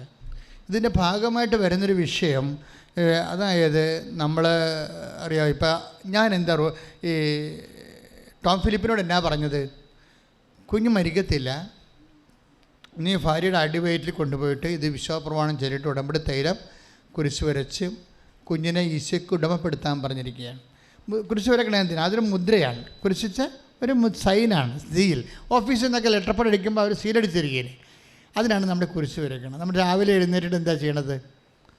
പ്രത്യക്ഷീകരണ പ്രാർത്ഥനയ്ക്ക് നമ്മൾ കൈയും കാലും കഴുകി ഫ്രഷായിട്ട് വന്നിട്ട് പ്രത്യക്ഷീകരണ പ്രാർത്ഥന തുടങ്ങുമ്പോൾ നമ്മൾ എന്താ ചെയ്യണത്? ഉടമ്പടി തൈലം എടുത്തിട്ട് കുരിശ് വരക്കും. എന്തിനാണ് ഉടമ്പടി തൈലം എടുത്ത് കുരിശ് വരക്കണത്? കുരിശ് വരക്കും നമ്മൾ അറിയണം. ഇതിനെക്കുറിച്ച് അറിഞ്ഞില്ലെങ്കിൽ നമ്മളെ പൂച്ച മാത്രം പോലെ എന്തെങ്കിലും കാണിച്ചിട്ട് വെക്കും. ഇങ്ങനെ അതാണ് നിങ്ങൾക്ക് ചില ആൾക്കാർക്കെങ്കിൽ കൾട്ടിക്കായിട്ട് ചെയ്ത് കളയും, ടെക്നിക്കലായിട്ട് ചെയ്ത് കളയും. ഉടമ്പടി തൈലം എടുത്ത് എന്നൊക്കെ പറഞ്ഞു ഉറക്കപ്പിച്ച് എന്തെങ്കിലും കാണിച്ച് കൂട്ടും. പിച്ചുമ്പയും പറഞ്ഞ പോലെ തന്നെ മറ്റൊരു പരിപാടി കാണിക്കും. അങ്ങനെ കാണിച്ചത് വർക്കൗട്ട് ചെയ്യത്തില്ല. നമ്മൾ ഇതിനെക്കുറിച്ചൊരു അവബോധം ഉണ്ടാകണം. ആചാരത്തിന് അർത്ഥം അറിഞ്ഞില്ലെങ്കിൽ അനാചാരമായിട്ട് മാറും. അനാചാരമൊന്നും സാധനമില്ലേ, അത് അനാചാരം എന്ന് പറഞ്ഞാൽ എന്താണ്? അർത്ഥം അറിയാതെ ആചാരം ചെയ്യുമ്പോഴാണ് അത് അനാചാരമായി മാറുന്നത്. അർത്ഥം അറിയുമ്പോഴാണ് അത് സദാചാരമായി മാറുന്നത്. ഇതൊരു സദാചാര ക്രിയയാണ് ശരിക്കും പറഞ്ഞാൽ. എന്ന് വെച്ച് കഴിഞ്ഞാൽ നമ്മളിപ്പോൾ ഉടമ്പടി തൈലം എടുത്തിട്ട് നെറ്റിക്ക് കുരിശ് വരക്കും. തലയിൽ കുരിശ് വരച്ചാൽ പിന്നെ ഹോൾ ബോഡി, നമ്മുടെ ചിന്തകൾ, വികാരങ്ങൾ, വർക്കുകൾ, ആ ദിവസത്തെ മുഴുവൻ ഇടപാടുകളെല്ലാം ദൈവത്തിന് ഞാൻ മുദ്ര വെക്കുന്നു. കർത്താവിനെ ഞാൻ ഉടമപ്പെടുത്തുന്നു. എന്താ കാര്യം? ഇത് ഐ വിൽ അതായത് ഇപ്പോൾ 92-ാമത്തെ സങ്കീർത്തനം 10-ാമത്തെ വാക്യം, I will anoint you with a purest oil. അതാണ് സംഭവം. അതിൻ്റെ ഉടമ്പടി ആ വാക്യം നിന്നാണ് ഉടമ്പടി തൈലം ഉണ്ടാകണത്. ഞാൻ നിന്നെ എന്ത് ചെയ്യുന്നതാണ്? ശുദ്ധമായ തൈലത്താൽ അനോയിൻറ്റ് ചെയ്യും. എന്തിനാണ് അങ്ങനെ അനോയിൻറ്റ് ചെയ്യണത്? ഞാൻ നിന്നെ അഭിഷേകം ചെയ്യും. ഇപ്പോൾ സങ്കീർത്തനം ഈ 92:10, ഞാൻ നിന്നെ ശുദ്ധമായ തൈലത്താൽ, പറഞ്ഞേ, ഞാൻ നിന്നെ ശുദ്ധമായ തൈലത്താൽ അഭിഷേകം ചെയ്യും. അഭിഷേകം ചെയ്യും. എന്തിനാണ് അങ്ങനെ തൈലം കൊണ്ട് അഭിഷേകം ചെയ്യുന്നതിൻ്റെ ഉദ്ദേശം എന്താണ്? ആ ആചാരത്തിൻ്റെ അർത്ഥം എന്താണ്? അതിൻ്റെ താഴെ എഴുതിയിട്ടുണ്ട്, I will give you the wild or strength. അതാണ് അത് ഇംഗ്ലീഷ് കിടക്കണത്. എന്ന് വെച്ച് കഴിഞ്ഞാൽ എന്തിനാണ് നിങ്ങൾ അനുഭവം ചെയ്യണത്? ഞാൻ നിനക്ക് കാട്ടുപോത്തിൻ്റെ ശക്തി നൽകും. മനസ്സിലായില്ലേ? ഞാൻ നിനക്ക്, നമ്മുടെ ബലഹീനതമായൊരു കാലത്തിൽ നമ്മൾ ഉടമ്പടി ചെയ്യണത് ഇല്ലേ? അപ്പോൾ നമുക്ക് എന്താ വേണ്ടത്? ശക്തിയാണ് വേണ്ടത്. ഈ ശക്തി നേടാൻ വേണ്ടി ദൈവത്തിൻ്റെ വാഗ്ദാനമുണ്ട്. ഐ വിൽ ഗിവ് യു എന്നാണ്. നമുക്കറിയാമല്ലോ 8810 വാഗ്ദാനങ്ങളാണ് ദൈവത്തിലുള്ളത്. ഈ വാഗ്ദാനങ്ങൾ പ്രാപിക്കുന്ന ഒറ്റ സിംഗിൾ ആപ്പാണ് ഉടമ്പടി എന്ന് പറയുന്നത്. ആ ഉടമ്പടി എല്ലാം വാഗ്ദാനങ്ങളാണ്. അതിലൊരു വാഗ്ദാനമാണ് I will anoint you with the purest oil. ഞാൻ നിന്നെ ശുദ്ധമായ തൈലത്തിൽ അഭിഷേകം ചെയ്തു. എന്തിനാണ് അഭിഷേകം ചെയ്യണത്? I will. ഇപ്പം നമ്മൾ എണ്ണ തേക്കത്തില്ലേ? ചില ആൾക്കാർ കുഴമ്പ് തേക്കും നീര് പോകാൻ വേണ്ടി അല്ലേ? ചിലർ തലയിൽ എണ്ണ തേക്കും. എന്തിനാണ്? തല തണുക്കാൻ വേണ്ടി. തല തണുക്കാനും നീര് പോകാൻ വേണ്ടിയാണ് ഉടമ്പടി തൈലം തേക്കണത്? അല്ല. ബേസിക്കലി അത് it is meant four empowering. നമ്മൾ പവർ, അതായത് നമ്മൾ ഒറ്റക്കല്ല. ഇന്ന് മുതൽ ഞാൻ ഉടമ്പടി ചെയ്ത ദൈവം കൂടി എൻ്റെ കൂടെ ഉണ്ട്. ഞാൻ ശക്തനാണ്. കൈയടിച്ച് കർത്താൻ.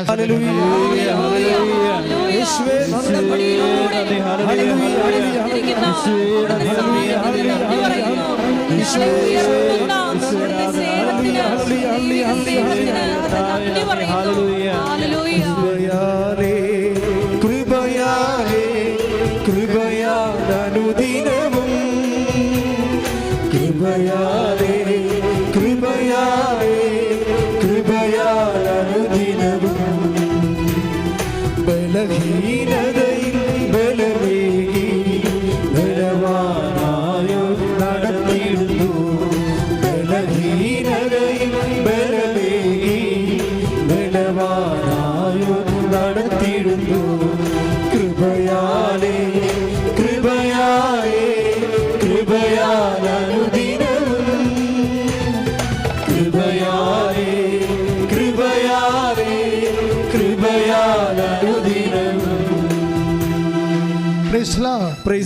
അതായത് അതൊരു വാഗ്ദാനമാണ്. എന്താണ്?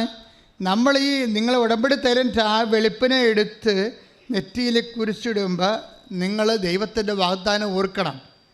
12:30 സങ്കീർത്തനം 92:11 ആ വാഗ്ദാനം. Read it. ശ്രദ്ധിക്കട്ടെ. 92-ാം സങ്കീർത്തനം 10-11 തിരുവചനങ്ങൾ. എന്നാൽ അവിടുന്ന് എൻ്റെ കൊമ്പ് കാട്ടുപോത്തിൻ്റെ കൊമ്പ് പോലെ ഉയർത്തി, അവിടുന്ന് എൻ്റെ മേൽ പുതിയ തൈലം ഒഴിച്ചു. Price the Lord. അതായത് കൊമ്പ് ശക്തി എന്നാണ് അതിൻ്റെ ഉദ്ദേശിക്കുന്നത്. ബൈബിൾ അത് മലയാളത്തിലെ വേർഷൻസിൽ അങ്ങനെ തർജ്ജമ ചെയ്തിരിക്കുന്നതാണ്. English version I will give you the wild of strength എന്നാണ് കിടക്കുന്നത്. ഇവിടെ കൊമ്പെന്നാക്കും. അത് ബൈബിളിലെ ശക്തിയുടെ പ്രതീകമായിട്ടാണ് കൊമ്പ് രേഖപ്പെടുത്തിയിരിക്കുന്നത്. അപ്പോൾ പല വേർഷൻസ് ഉണ്ടാവും ഇതിനെ.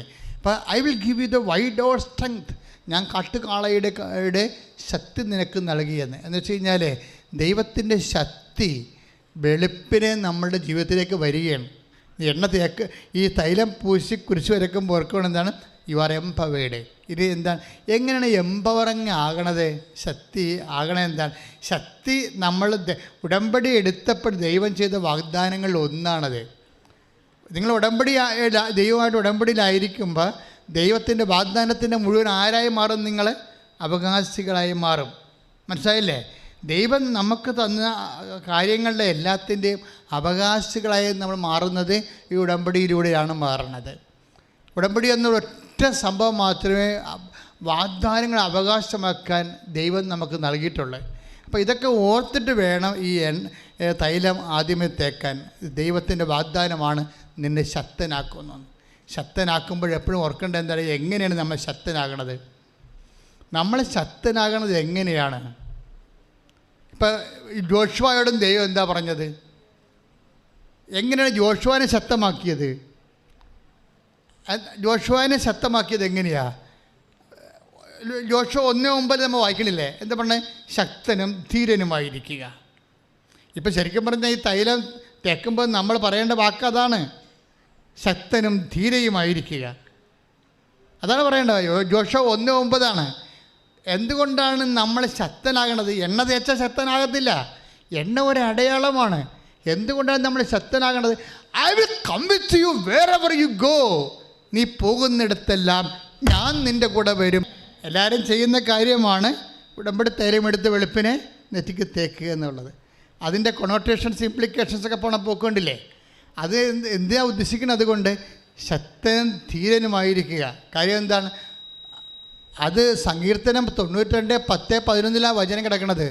തൈലം തേക്കുമ്പോൾ I will anoint you with the purest oil. ഞാൻ നിന്നെ ഉടമ്പടി തൈലത്താൽ, ശുദ്ധമായ തൈലത്താൽ അഭിഷേകം ചെയ്യും. എന്തുകൊണ്ടാണ്? I will empower you. ഞാൻ നിന്നെ ശക്തനാക്കും. എങ്ങനെയാണ് ശക്തനാക്കുന്നത്? അതായത് I will give you the wild ഔട്ട് സ്ട്രെങ്ത്. കാട്ടുകാളയുടെ ശക്തി നൽകും. കാരണം നമ്മൾ ബലഹീനമായ കാലത്താണല്ലോ ദൈവത്തിൽ ഉടമ്പടി എടുക്കുന്നത്. അത് എപ്പോഴും എങ്ങനെയാണ് നമ്മൾ ശക്തനാക്കണത്? അതാണ് ജോഷുവ 1:9 പറയണത്. എന്താണ്? ശക്തനും ധീരനുമായിരിക്കുക. ശക്തയും ധീരയുമായിരിക്കുക. എന്താ കാര്യം? നീ പോകുന്നിടത്തെല്ലാം ഞാൻ നിൻ്റെ കൂടെ വരും. മനസ്സിലായി? അപ്പം ശക്തനായിരിക്കുക, ശക്തിയായിരിക്കുക എന്ന് പറയുമ്പോഴേ ഈ തൈലം തേക്കുമ്പോൾ തന്നെ ഓർക്കുമ്പോൾ ശക്തി വരണത് തൈലത്തിൽ നിന്നല്ല. പിന്നെന്താണ്? ഈ വിശ്വാസം പ്രഖ്യാപിക്കുക നിമിത്തം, ഉടമ്പടിയിൽ ആശ്രയിക്കുക നിമിത്തം അതിൻ്റെ വാഗ്ദാനമായ ദൈവത്തിൻ്റെ സാന്നിധ്യം നമുക്ക് അവകാശമാകുന്ന കൈയടിച്ച് കർത്താവിനെ സാന്നിധ്യം എന്താണ് പറയുന്നത്? I will come with you. ശക്തനും ധീരനുമായിരിക്കുക, ശക്തയും ധീരയുമായിരിക്കുക. വൈ? എന്തുകൊണ്ട്? I will come with you wherever you go. നീ ശക്തയായിരിക്കണം, നീ ശക്തനായിരിക്കണം. കാരണം എന്താണ്? നീ എവിടെയെല്ലാം പോകുന്നു എന്നാണ്. ഇന്ന സ്ഥലങ്ങളിൽ അത് ഇന്ന സ്ഥലത്ത് പോകുമ്പോൾ ഞാൻ ഉണ്ടാകത്തില്ലെന്ന് പറഞ്ഞിട്ടില്ല. നീ വെന്റിലേറ്ററിൽ പോയാലും I will come with you wherever you go. നീ ICUവിലായാലും ശരി, ഐ വിൽ കം വിത്ത്. നീ പരീക്ഷാ ഹാളിലായാലും ശരി, നീ ഇൻ്റർവ്യൂവിലായാലും ശരി. കഴിഞ്ഞ ദിവസങ്ങളിൽ ഒരു ഇൻ്റർവ്യൂ ഉണ്ടായി. ഒരു മോളുടെ സാക്ഷ്യം ഉണ്ടായിരുന്നു. അവൾ കംപ്ലീറ്റ് മലയാളം മീഡിയമാണ്. ഇവൾക്ക് അതേസമയം തന്നെ കക്ഷി ഉടമ്പടി എടുത്തിട്ട് IATS പരീക്ഷയ്ക്ക് പോവുകയാണ്. ഇവളാണെങ്കിൽ IATS പരീക്ഷയ്ക്ക് ചെന്നപ്പോൾ തന്നെ ആളിൻ്റെ മുമ്പിൽ ഇരുന്ന്, പരീക്ഷകൻ്റെ മുമ്പിൽ നിന്നുകൊണ്ട് പറയുന്നുണ്ടായിരുന്നു. അവളിങ്ങനെ വിറക്കണം. ആ മാഡത്തിൻ്റെ മുമ്പിൽ ഇങ്ങനെ പൂക്കല പോലെ വിറക്കുകയാണ്. ഒന്നും വായിന്ന് വരണില്ല. വരുമ്പോഴൊക്കെ അവരാണ് മാഡം ചോദിക്കും, വൈ യു ആർ ഷിവറിങ്? ഇതെന്താ നിങ്ങൾക്ക് വല്ല മാനസിക രോഗമാണോ? എന്താ പറ്റി ഇത് കെട്ടിയെടുത്ത് എന്തായാലും ഇതിലേക്ക് വന്നത്? എനിക്ക് വേറെ പണിയൊന്നുമില്ലേ എന്ന രീതി അവരങ്ങനെ പറഞ്ഞില്ലെങ്കിലും അവരുടെ ബോഡി ലാംഗ്വേജ് അതാണ്, ശരീരഭാഷ അതാണ്. എന്നാൽ പിന്നെ പണ്ടാരം അടങ്ങാൻ എന്തിനാണ് ഇതിന് തലകുത്തി പറയാൻ പോയതെന്ന് ചോദിക്കുന്ന രീതിയിലുള്ള ഒരു നെഗറ്റീവ് ബോഡി ലാംഗ്വേജാണ്. അപ്പോൾ അവൾ പക്ഷേ ഇവൾക്ക് റിക്കവർ ചെയ്യാൻ പറ്റണില്ല. ഭയങ്കര ചുണ്ടൊക്കെ വിറക്കണത്, തൊണ്ട വിരളെന്ന് വല്ലാത്ത ഒരു പിടച്ചിലാണ്.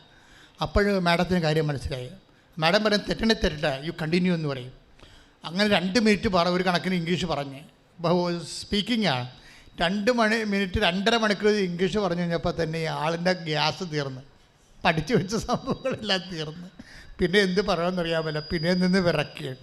അപ്പോൾ മാഡം പറഞ്ഞു, നിങ്ങൾക്ക് 5 മിനിറ്റല്ലേ ഉള്ളത്, 5 മിനിറ്റ് കണ്ടതിന് 5 മിനിറ്റ് പറഞ്ഞ് ഒപ്പിക്കാൻ പറഞ്ഞു.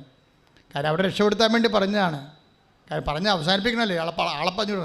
അവൾ 5 മിനിറ്റ് ആദ്യം പറഞ്ഞത് 2.5 മിനിറ്റല്ലേ പറഞ്ഞിരിക്കണത്, അത് തന്നെ പിന്നെ റിപ്പീറ്റ് ചെയ്ത്. കാര്യം വിറയ്ക്കണ പറയണമെന്നൊരു പിടിയില്ല. ഒരു കണക്കിന് അവിടെ നിന്ന് കഴിഞ്ഞ് താടി പുറത്ത് വീണ്. പേടിയാ ശരിക്കും ആളിനെ. പക്ഷേ എന്താ സംഭവം? വാഗ്ദാനം എന്താണ്? I will come with you wherever you go. നീ പോകുന്നിടത്തെല്ലാം, ഏത് സ്പീക്കിംഗ് ആയാലും ഏത് ഇൻ്റർവ്യൂവിനായാലും I will come with you. Report വന്നപ്പോൾ എന്താ വന്നിരിക്കുന്നത്? അവർക്ക് B ഗ്രേഡ്. ട്രോളർമാർ ചിലപ്പോൾ എൻ്റെ ഈ പ്രസംഗം തന്നെ എടുത്ത് ട്രോൾ ചെയ്ത് വരും. കാര്യം എന്താ? ഇതിൻ്റെ അത് യുക്തിയില്ലല്ലോ. കാര്യം വിറച്ചതുള്ളി 2.5 മണിക്കൂർ പറഞ്ഞു. 2.5 മണിക്കൂർ പറഞ്ഞപ്പോൾ തന്നെ നമ്മുടെ ഉണ്ടായിരുന്ന കരിമരുന്ന് തീർന്ന്. പിന്നെ ഒരു 2.5 മണിക്കൂർ ബാക്കി കിടക്കണം. കാരണം എന്തെങ്കിലും പറഞ്ഞ് തുലച്ചിട്ട് പോകാൻ പറയുമ്പോഴും ആ പറഞ്ഞത് തന്നെ തന്നെയും പിന്നെയും പറയുന്നു. പക്ഷേ റിസൾട്ട് വരുമ്പോൾ B ഗ്രേഡ്. നിങ്ങൾ സാക്ഷ്യം കേൾക്കണം, യൂട്യൂബിൽ കിടപ്പുണ്ട്. പക്ഷേ എന്താ പ്രശ്നം വെച്ച് കഴിഞ്ഞാൽ ഇതാണ് മെറിറ്റ് ആൻഡ് ഡീമെറിറ്റ്സ് എന്ന് പറയണത്. അവൾ വിറച്ചെന്ന് പറയുമ്പോൾ എന്താ എൻ്റെ അർത്ഥം? അവിടെ തൊണ്ട വരണ്ടു എന്നൊക്കെ പറയുമ്പോൾ എൻ്റെ അർത്ഥം എന്താണ്? എനിക്ക് മെറിറ്റ് ഇല്ലെന്ന് എൻ്റെ അർത്ഥം, യോഗ്യതയില്ല. യോഗ്യതയില്ലെന്ന് പറഞ്ഞാൽ അതൊരു ഡെഡ് എൻഡ് അല്ല. ഒരു വിശ്വാസിയെ സംബന്ധിച്ചിടത്തോളം നിനക്ക് യോഗ്യതയില്ലെന്ന് പറഞ്ഞാൽ പിന്നെ എന്താണ്? കർത്താവിൻ്റെ സാധ്യത തുറന്നു വരാൻ പോകുന്നു. That is grace. എപ്പോഴും ബൈബിൾ വായിക്കുമ്പോൾ എപ്പോഴും നിങ്ങൾക്ക് മനസ്സിലാകണത് ഈ മെരിട്ടെന്ന് പറയുന്ന സാധാരണ മനുഷ്യനെ ഉണ്ടാകുന്ന യുക്തിയും ശക്തിയും ഒക്കെ ഉണ്ടാകും. ചിലപ്പോൾ പല വിഷയങ്ങളും നമ്മൾ അഭിമുഖീകരിക്കേണ്ടി വരുന്നത് മെരിറ്റിൽ അധിഷ്ഠിതമല്ല, അത് ഗ്രേസിൽ അധിഷ്ഠിതമാണ്. അതാണ് ബൈബിൾ പറയണത്, not by merit but by grace. ഇന്ന് എല്ലാവർക്കും അറിയാതെ അല്ലേ? നിങ്ങളുടെ യോഗ്യത കൊണ്ടല്ല. ഇപ്പം ഞാനൊരു കാര്യം ചോദിക്കട്ടെ. ഗോലിയാത്ത് വന്നു. ഗോലിയാത്ത് എന്ന് പറയുമ്പോൾ മഹാരാക്ഷസനാണ്. അവൻ്റെ ഷെക്കൽ 700 ഷെക്കലാണ് അവൻ്റെ പരിച. 13 അടിയാണ് അവൻ്റെ കുന്തം. ദാവീദൊരു പയ്യൻ, ഇടയ ചെറുക്കനാണ്. ദാവീദിനോട് ഗോലിയാത്ത് ചോദിക്കണത് എന്താണ്? നീ എൻ്റെ അടുത്ത് വരാൻ എന്ത് മെരിട്ടെന്നാണ് ചോദിക്കണത്. ദാവീദ് പറഞ്ഞത് എന്താണ്? മെരിട്ടില്ല, പക്ഷേ ഗ്രേസ് ഉണ്ടെന്ന് പറയും. അതല്ലേ സംഭവം. നിങ്ങളെന്താ ആ ഭാഗം ഒന്ന് വായിച്ചു നോക്കുക. അതായത് 1 സാമുവേൽ 17:45. ശ്രദ്ധിക്കട്ടെ. ഹല്ലേലൂയ. സാമുവേൽ 17:43-45. ഗോലിയാത്ത് ദാവീദിനോട് ചോദിച്ചു, എന്റെ നേരെ വടിയുമായി വരാൻ ഞാനൊരു പട്ടിയോ? ദാവീദിന്റെ കയ്യിലുള്ള എന്താണ്? ഒരു വടി, ഇടയൻ്റെ വടിയാണ്. അതൊക്കെ മെരിട്ടില്ല. അതാണ് ദാവീദ് ഈ 13 അടി നീളം കുന്തവും പിടിച്ചിരിക്കുന്ന ഒരു രാക്ഷസൻ്റെ അടുത്ത് ഒരു വടിയും പിടിച്ചിട്ട് ഒരു മനുഷ്യൻ വരികയാണ്. അപ്പോൾ ഗോലിയാത്ത് ഉടനെ ചോദിക്കുകയാണ്, what merit you have to face me? നീ എന്നെ അഭിമുഖീകരിക്കാൻ നിനക്കെന്നാ യോഗ്യത എന്ന് പറയും. അതിനെ ദാവീദ് പറയുന്നൊരു ഉത്തരമുണ്ട്. ശ്രദ്ധിക്കട്ടെ. ഹല്ലേലൂയ. ദാവീദ് പ്രതിവചിച്ചു, വാളും കുന്തവും ചാട്ടുളിയുമായി നീ എന്നെ നേരിടാൻ. അതാണ് നിന്റെ മെറിറ്റ്, യോഗ്യത. വാളും കുന്തവും ചാട്ടുളിയുമായി നീ എൻ്റെ അടുക്ക വരുന്നു. ഞാനാകട്ടെ നീ നിന്ദിച്ച ഇസ്രായേൽ സേനകളുടെ ദൈവമായ സൈന്യങ്ങളുടെ കർത്താവിന്റെ നാമത്തിൽ കൈയിടിച്ച് കർത്താവ്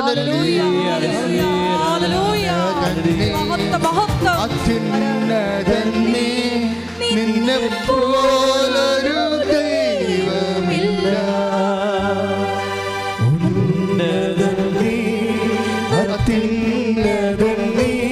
നിന്നെ പോലൊരു ദൈവമില്ല.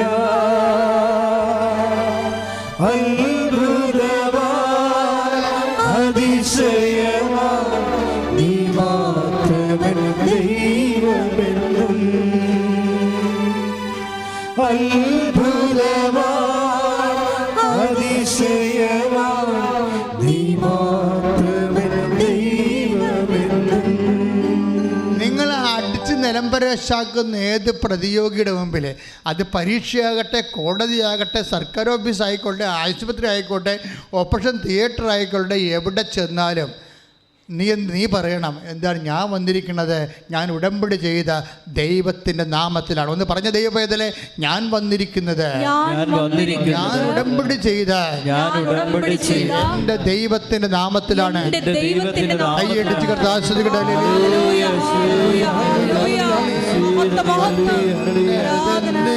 നിന്നെ പോലൊരു ദൈവമില്ല.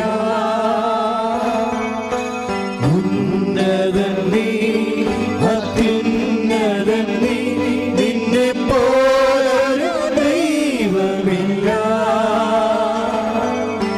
അത്ഭുതമാ അതിശയമാ നീ മാത്രമേ ദൈവമെന്നും. അത്ഭുതമാ അതിശയമാ നീ മാത്രമേ ദൈവമെന്നും. എൻ്റെ ദൈവവേദന എപ്പോഴും മനസ്സിലാക്കി. ഇപ്പം നിങ്ങളുടെ കയ്യിൽ എന്താ ഉള്ളത്? ഉടമ്പടി തൈലം കഴിഞ്ഞാൽ പിന്നെ എന്താ ഉള്ളത്? പ്രധാനപ്പെട്ട എന്താണ്? ഉടമ്പടി കാശുരൂപമാണ്. അതാണ് സാന്നിധ്യത്തിൻ്റെ ഒരു അടയാളം. എന്താ വിഷയം? ഞാൻ വന്നിരിക്കുന്നത്, ഞാൻ നിങ്ങൾ പറഞ്ഞിട്ടുണ്ട്, പ്രധാനപ്പെട്ട ഓപ്പറേഷന് പോകുമ്പോഴെല്ലാം, പ്രധാനപ്പെട്ട വിഷയത്തിന് പോകുമ്പോഴെല്ലാം നിങ്ങളുടെ കയ്യിൽ ഉടമ്പടി കാശുരൂപം ഉണ്ടായിരിക്കും. എന്താ കാര്യം? നിങ്ങൾക്ക് പക്ഷേ ഈ കാശുരൂപം ഉണ്ടായിട്ട് കാര്യമില്ല. അതേസമയം തന്നെ നമ്മൾക്ക് മനസ്സിലൊരു ഒരു വിശ്വാസമുണ്ടാണ്. എന്താണ്? ഞാൻ വന്നിരിക്കുന്നത് സൈന്യൻ്റെ കർത്താവായ ദൈവത്തിൻ്റെ നാമത്തിലാണ്. പരിശുദ്ധ അമ്മ, കാര്യം ദൈവത്തിൻ്റെ നാമത്തിൽ പരിശുദ്ധ അമ്മയുടെ മധ്യസ്ഥലൊക്കെ ചെയ്യുമ്പോഴേ എന്താ സംഭവിക്കണത്? നമ്മുടെ കൂടെ ആര് വരും? I will come with you. അതല്ലേ ഉടമ്പടിയുടെ വാഗ്ദാനം, ഞാൻ നിൻ്റെ കൂടെ വരും. ആരാണ്? നീ എവിടെ പോയാലും വരുമെന്ന്. കഴിഞ്ഞ ദിവസങ്ങളിൽ റോഷൻ്റെ സാക്ഷ്യം എന്താണ്? റോഷന് 3 വർഷമായിട്ട് മക്കളില്ല, കോട്ടയംകാരനാണ്, 3 വർഷം മക്കളില്ല. അപ്പോൾ അവസാനം മക്കളില്ലാത്ത ഒരു അവസ്ഥയിൽ ഭാര്യയും ഭർത്താവും ഒരാൾ ഇവിടെയും ഒരാൾ അവിടെയും ഒക്കെ ആയിട്ട് അങ്ങനെ ജീവിക്കുകയാണ്. അപ്പോൾ ഇങ്ങനെ മക്കളില്ലാത്തൊരു കാലം ഇങ്ങനെ കടന്നു പോവുകയാണ്. പക്ഷേ അതേസമയം ജോലിയെ പഴുതി ഇവർക്ക് ഒരു കുറച്ച് കാലം മാത്രമേ ഒരുമിച്ച് താമസിക്കാൻ പറ്റുള്ളൂ. അല്ലാത്തപ്പോൾ ആണ്ടിൽ 10 മാസം അവർ പുറത്താണ്, സെപ്പറേറ്റഡ് ആണ്. ഇങ്ങനെയൊക്കെ പല സാങ്കേതിക ജീവിത പ്രശ്നങ്ങൾ കാരണമാണ് മക്കളില്ലാതെ പോരണത്. പക്ഷേ അവരെ ട്രൈ ചെയ്തിട്ട് മക്കൾ ഉണ്ടായിട്ടുമില്ല. അപ്പോൾ ഇനി മക്കൾ ഉണ്ടാകുമെന്ന് അറിയത്തുമില്ല. ഇങ്ങനെ ആകെപ്പാട് കൺഫ്യൂഷൻ ആയിരിക്കുന്ന സമയത്താണ് ഇവർ ഉടമ്പടി ചെയ്യണത്. അവരുടെ വീട്ടിലാരോ ഉടമ്പടി ചെയ്യണതാണ്. പിന്നീട് അവർ നേരെ വന്ന് ആ ഉടമ്പടിയുടെ ശക്തി മനസ്സിലാക്കിയിട്ടാണ് ഇവർ ഉടമ്പടി ചെയ്യണത്. പക്ഷെ ഉടമ്പടി ചെയ്യുമ്പോൾ സംഭവിക്കേണ്ട ഒരു വിഷയമുണ്ട്. അന്ന് രാത്രി ഈ റോഷൻ ഒരു സ്വപ്നം കാണും. എന്താ സ്വപ്നമാണെന്ന് വെച്ചാൽ, അവനൊരു വഴിയിൽ നിന്ന് എവിടെ യാത്ര പോയിട്ട് വീട്ടിലോട്ട് വരികയാണ്. റോഡേ ഇറങ്ങി വീട്ടുവഴിയിലേക്ക് വരികയാണ്. വഴി കൊണ്ടുവരുമ്പോൾ അമ്മ മാതാവ് ഇവൻ്റെ കൂടെ വരുന്നു. പക്ഷെ ഒരു വ്യത്യാസമുണ്ട്. എന്താണ്? അമ്മ മാതാവ് പ്രഗ്നൻ്റാണ്. അതാണ് സ്വപ്നത്തിൻ്റെ വിഷയം. ഗർഭിണിയായ മാതാവ്. അപ്പോൾ ഞാനും അമ്മയും കൂടി സംസാരിച്ചുകൊണ്ട് വരികയാണ്. അപ്പം അമ്മ ഗർഭിണിയാണ്, മാതാവാണ് എൻ്റെ കൂടെ ഉള്ളതെന്ന് ഞാൻ സ്വപ്നത്തിൽ കൃത്യമായിട്ട് കാണുന്നുണ്ട്. അപ്പോൾ ഞങ്ങൾ വന്നപ്പോൾ പെട്ടെന്ന് മഴ പെയ്തു.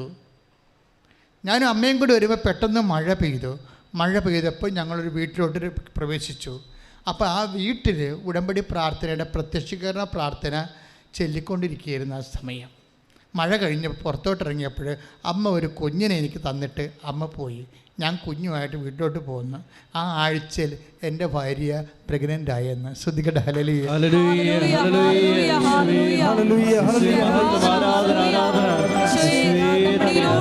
ഞങ്ങളെ സന്ദർശിച്ച് ഞങ്ങളെ അനുഗ്രഹിക്കുന്ന ദൈവത്തിന് നന്ദി പറയുന്നു.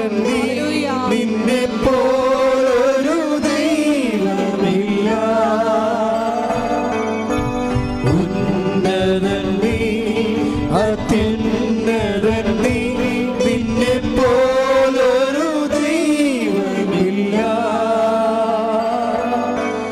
അത്ഭുതമാ അതിശയമാ നീ മാത്രമേ ദൈവമെന്നും.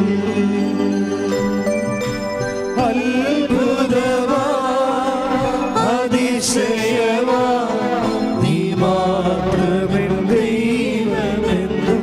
പരിശുദ്ധ പരമ ദിവ്യകാരുണ്യത്തിന്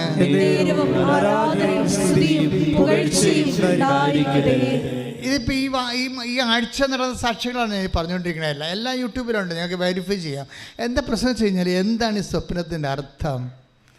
ഈ സ്വപ്നം എന്ന് പറയണത് ഗർഭിണിയായ മാതാവിനെ സ്വപ്നം കാണുകയും ആ മാതാവ് റോഷന് കുഞ്ഞിനെ കൈമാറുകയും ചെയ്യുമ്പോൾ അമ്മ എന്താ ഉദ്ദേശിക്കുന്നത്? ഈ ആഴ്ചയിൽ നിൻ്റെ വൈഫ് പ്രഗ്നൻ്റ് ആകും, പക്ഷെ ആ കുഞ്ഞിനെ ഞാൻ തന്നതാണെന്ന് നീ അറിയണം. അല്ലാതെ ഒരു ഓട്ടോമാറ്റിക്കലായിട്ട് ഒരു ബയോളജിക്കൽ പ്രോസസ്സിലൂടെ നാച്ചുറലായിട്ട് ലഭിച്ച സ്വാഭാവികമായ ദാനമല്ല, മറിച്ച് അത് സ്പെഷ്യൽ ഗിഫ്റ്റാണ്. ഔട്ട് ഓഫ് ഗ്രേസ്, മെറിറ്റ് കൊണ്ടല്ല, കൃപ കൊണ്ടാണെന്ന്. കൈയിട്ടിച്ച് കർത്താവിന്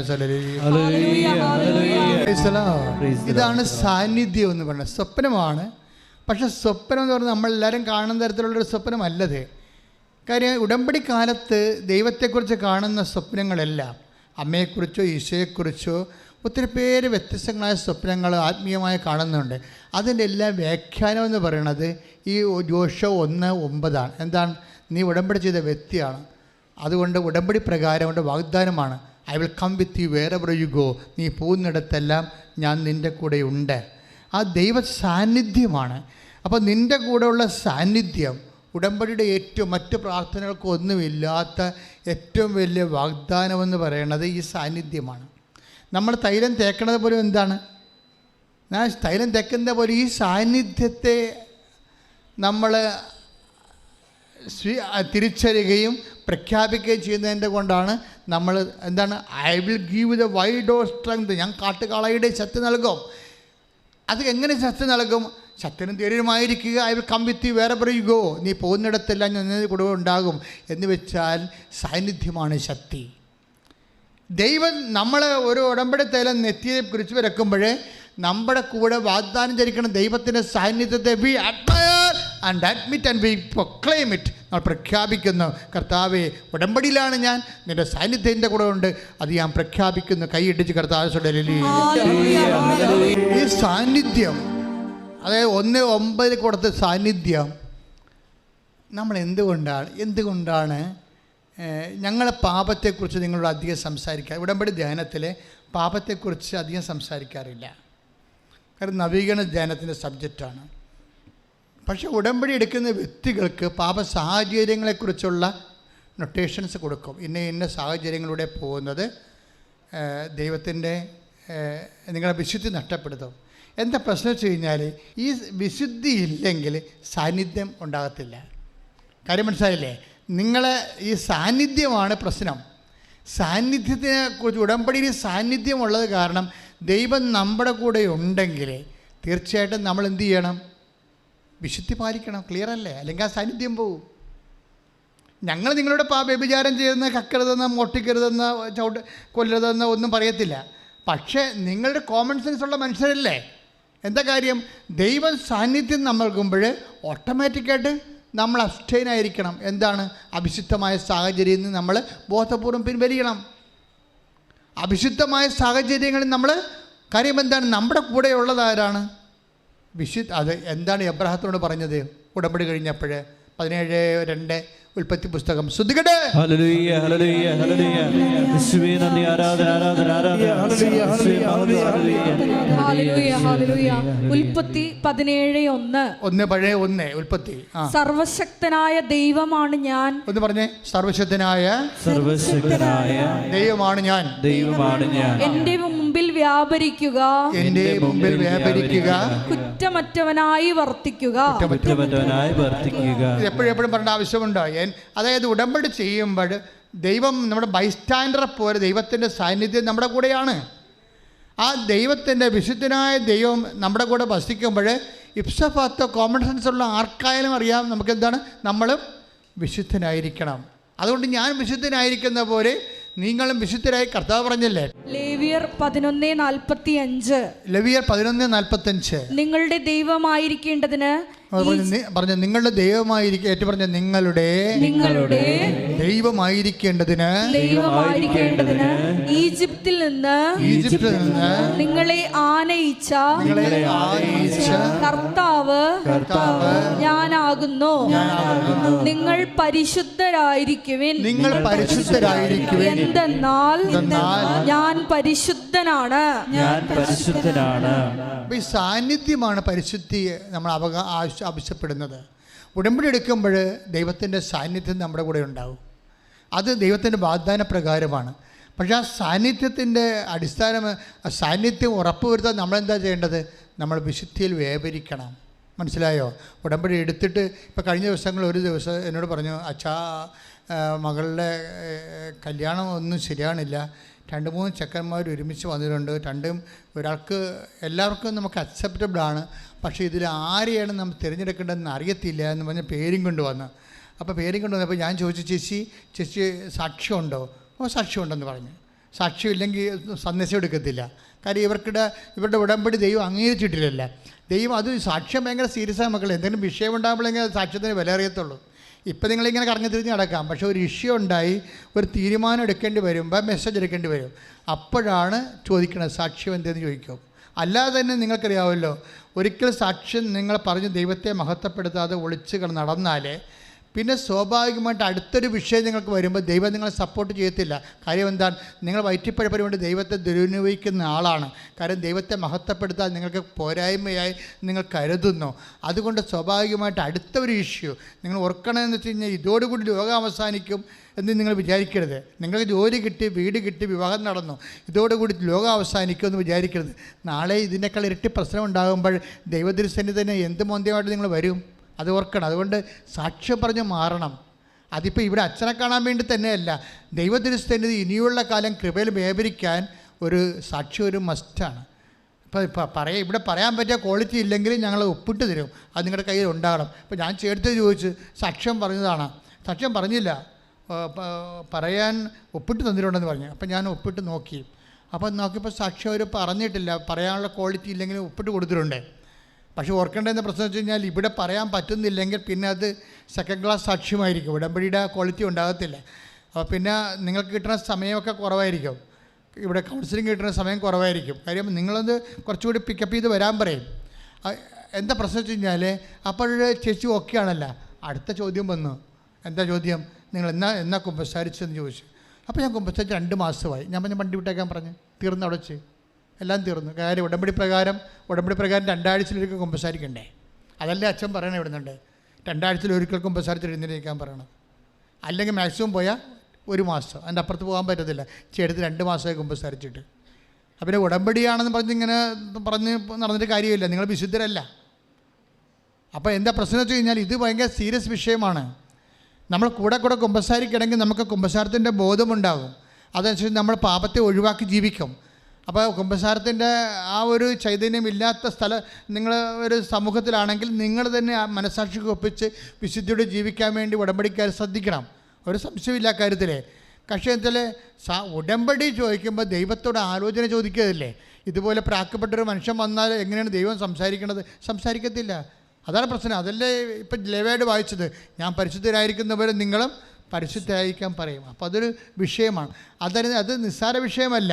ഈ നിങ്ങളുടെ ഹെവി സബ്ജക്റ്റുകളെ കൈകാര്യം ചെയ്യണമെങ്കിൽ വിശുദ്ധി വേണം. ഇപ്പം ജോഷുവ തന്നെ ജനങ്ങളോട് എന്താ പറഞ്ഞത്? നിങ്ങൾ പശ്ചാത്തപിക്കുവിൻ. എന്താ നാളെ നിങ്ങളുടെ ഇടയിൽ കർത്താവ് 3:5 വായിച്ചേ, ശ്രദ്ധിക്കട്ടെ. ജോഷുവ 3:5 ജോഷുവ ജനത്തോട് പറഞ്ഞു, നിങ്ങളെ തന്നെ ശുദ്ധീകരിക്കുവിൻ. നിങ്ങളെ തന്നെ ശുദ്ധീകരിക്കുവിൻ.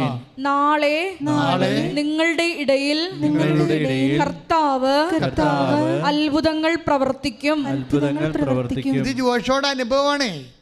വിശുദ്ധീകരിച്ച് കഴിഞ്ഞാൽ അത്ഭുതം പ്രവർത്തിക്കുമെന്നുള്ളത് ഉറപ്പാണ്. നിങ്ങൾക്ക് ഉടമ്പടിയിൽ മിറക്കിൾ സംഭവിക്കണോ, നിങ്ങൾ വിശുദ്ധി പാലിക്കാൻ നോക്കണം ഉടമ്പടി പ്രകാരം. അതെപ്പോഴും എന്താ സംഭവിച്ചാലേ, ജോഷുവായി നമുക്കറിയാമല്ലോ, ജോഷുവയുടെ ജീവിതത്തിൻ്റെ ഏറ്റവും വലിയ പ്രശ്നമാണ് ഈ ജെറീക്കോ കോട്ട തകർത്തത്, അല്ലേ? ജെറീക്കോ കോട്ട തകർത്തത്. പക്ഷേ ജെറീക്കോ കോട്ട തകർക്കാൻ വേണ്ടി ജോഷുവയുടെ കയ്യിൽ അധികം പട്ടാളക്കാരൊന്നുമില്ല. അവർ പട്ടാളക്കാരെ ട്രെയിൻഡും അല്ല.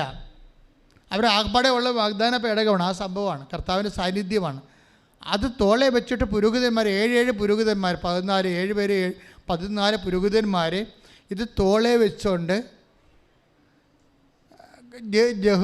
ഈശോയെ ദൈവത്തെ സ്തുതിച്ചുകൊണ്ട് ഇത് ചുറ്റും നടക്കും. അത് നടക്കാൻ വേണ്ടി കർത്താവിനെ വിളിച്ചുകൊണ്ട് വേറെ ഒരു ആസ്തിയുമില്ല, വേറെ ഒരു മെരിറ്റുമില്ല. കർത്താവ് മാത്രമാണ് മെരിറ്റ്.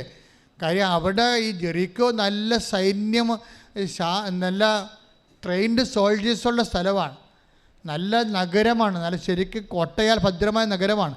അവിടെ ചെല്ലുമ്പോഴെന്താ സംഭവിക്കണത്?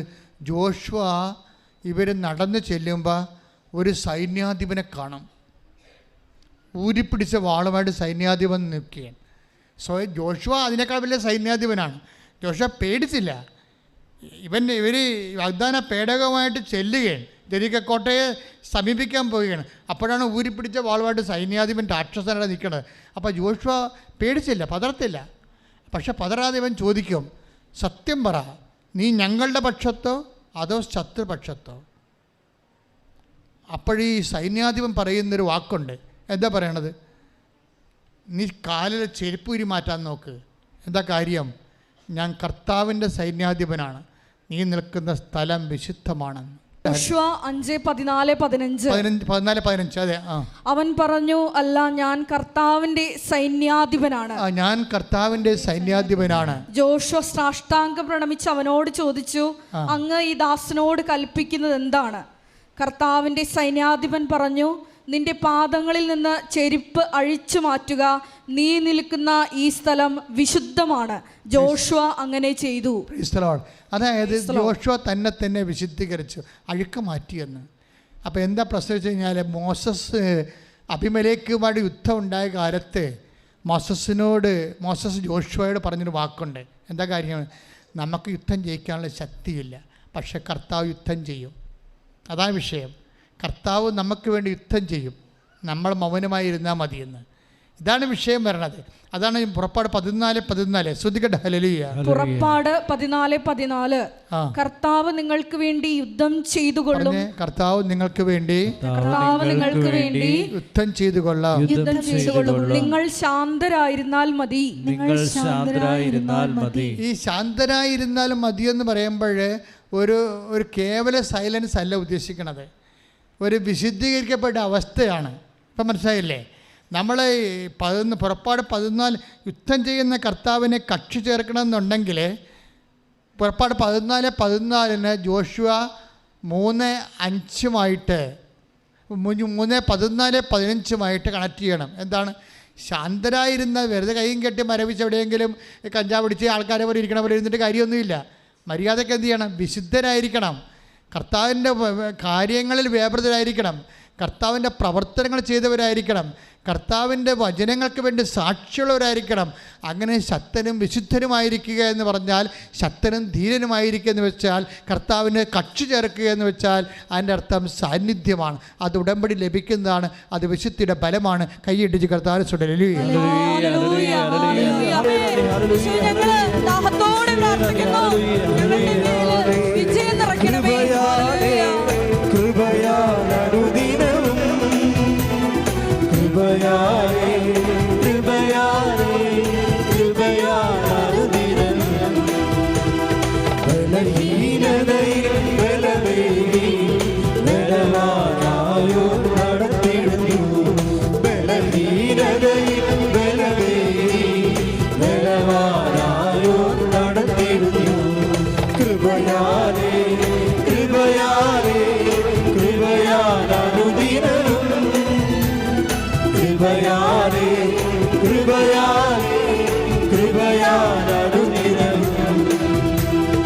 എന്റെ കൃപ നിനക്കു മതി, കർത്താവിൻ തിരുവചനം. എന്റെ കൃപ നിനക്കു മതി, കർത്താവിൻ തിരുവചനം. അനശ്വരമായ വചനമതേ അതിശയമായി നടത്തിയിരുന്നു. അനശ്വരമായ വചനമതേ അതിശയമായി നടത്തിയിരുന്നു. കൃപയാലേ കൃപയാലേ കൃപയാലനുദിനവും, കൃപയാലേ കൃപയാലേ കൃപയാലനുദിനവും, കൃപയാലേ കൃപയാലേ കൃപയാലനുദിനവും, കൃപയാലേ കൃപയാലേ കൃപയാലനുദിനവും. ഹല്ലേലൂയ ഹല്ലേലൂയ. Praise the Lord. എഴുന്നേൽക്കുക, എല്ലാവരും എഴുന്നേൽക്കുക.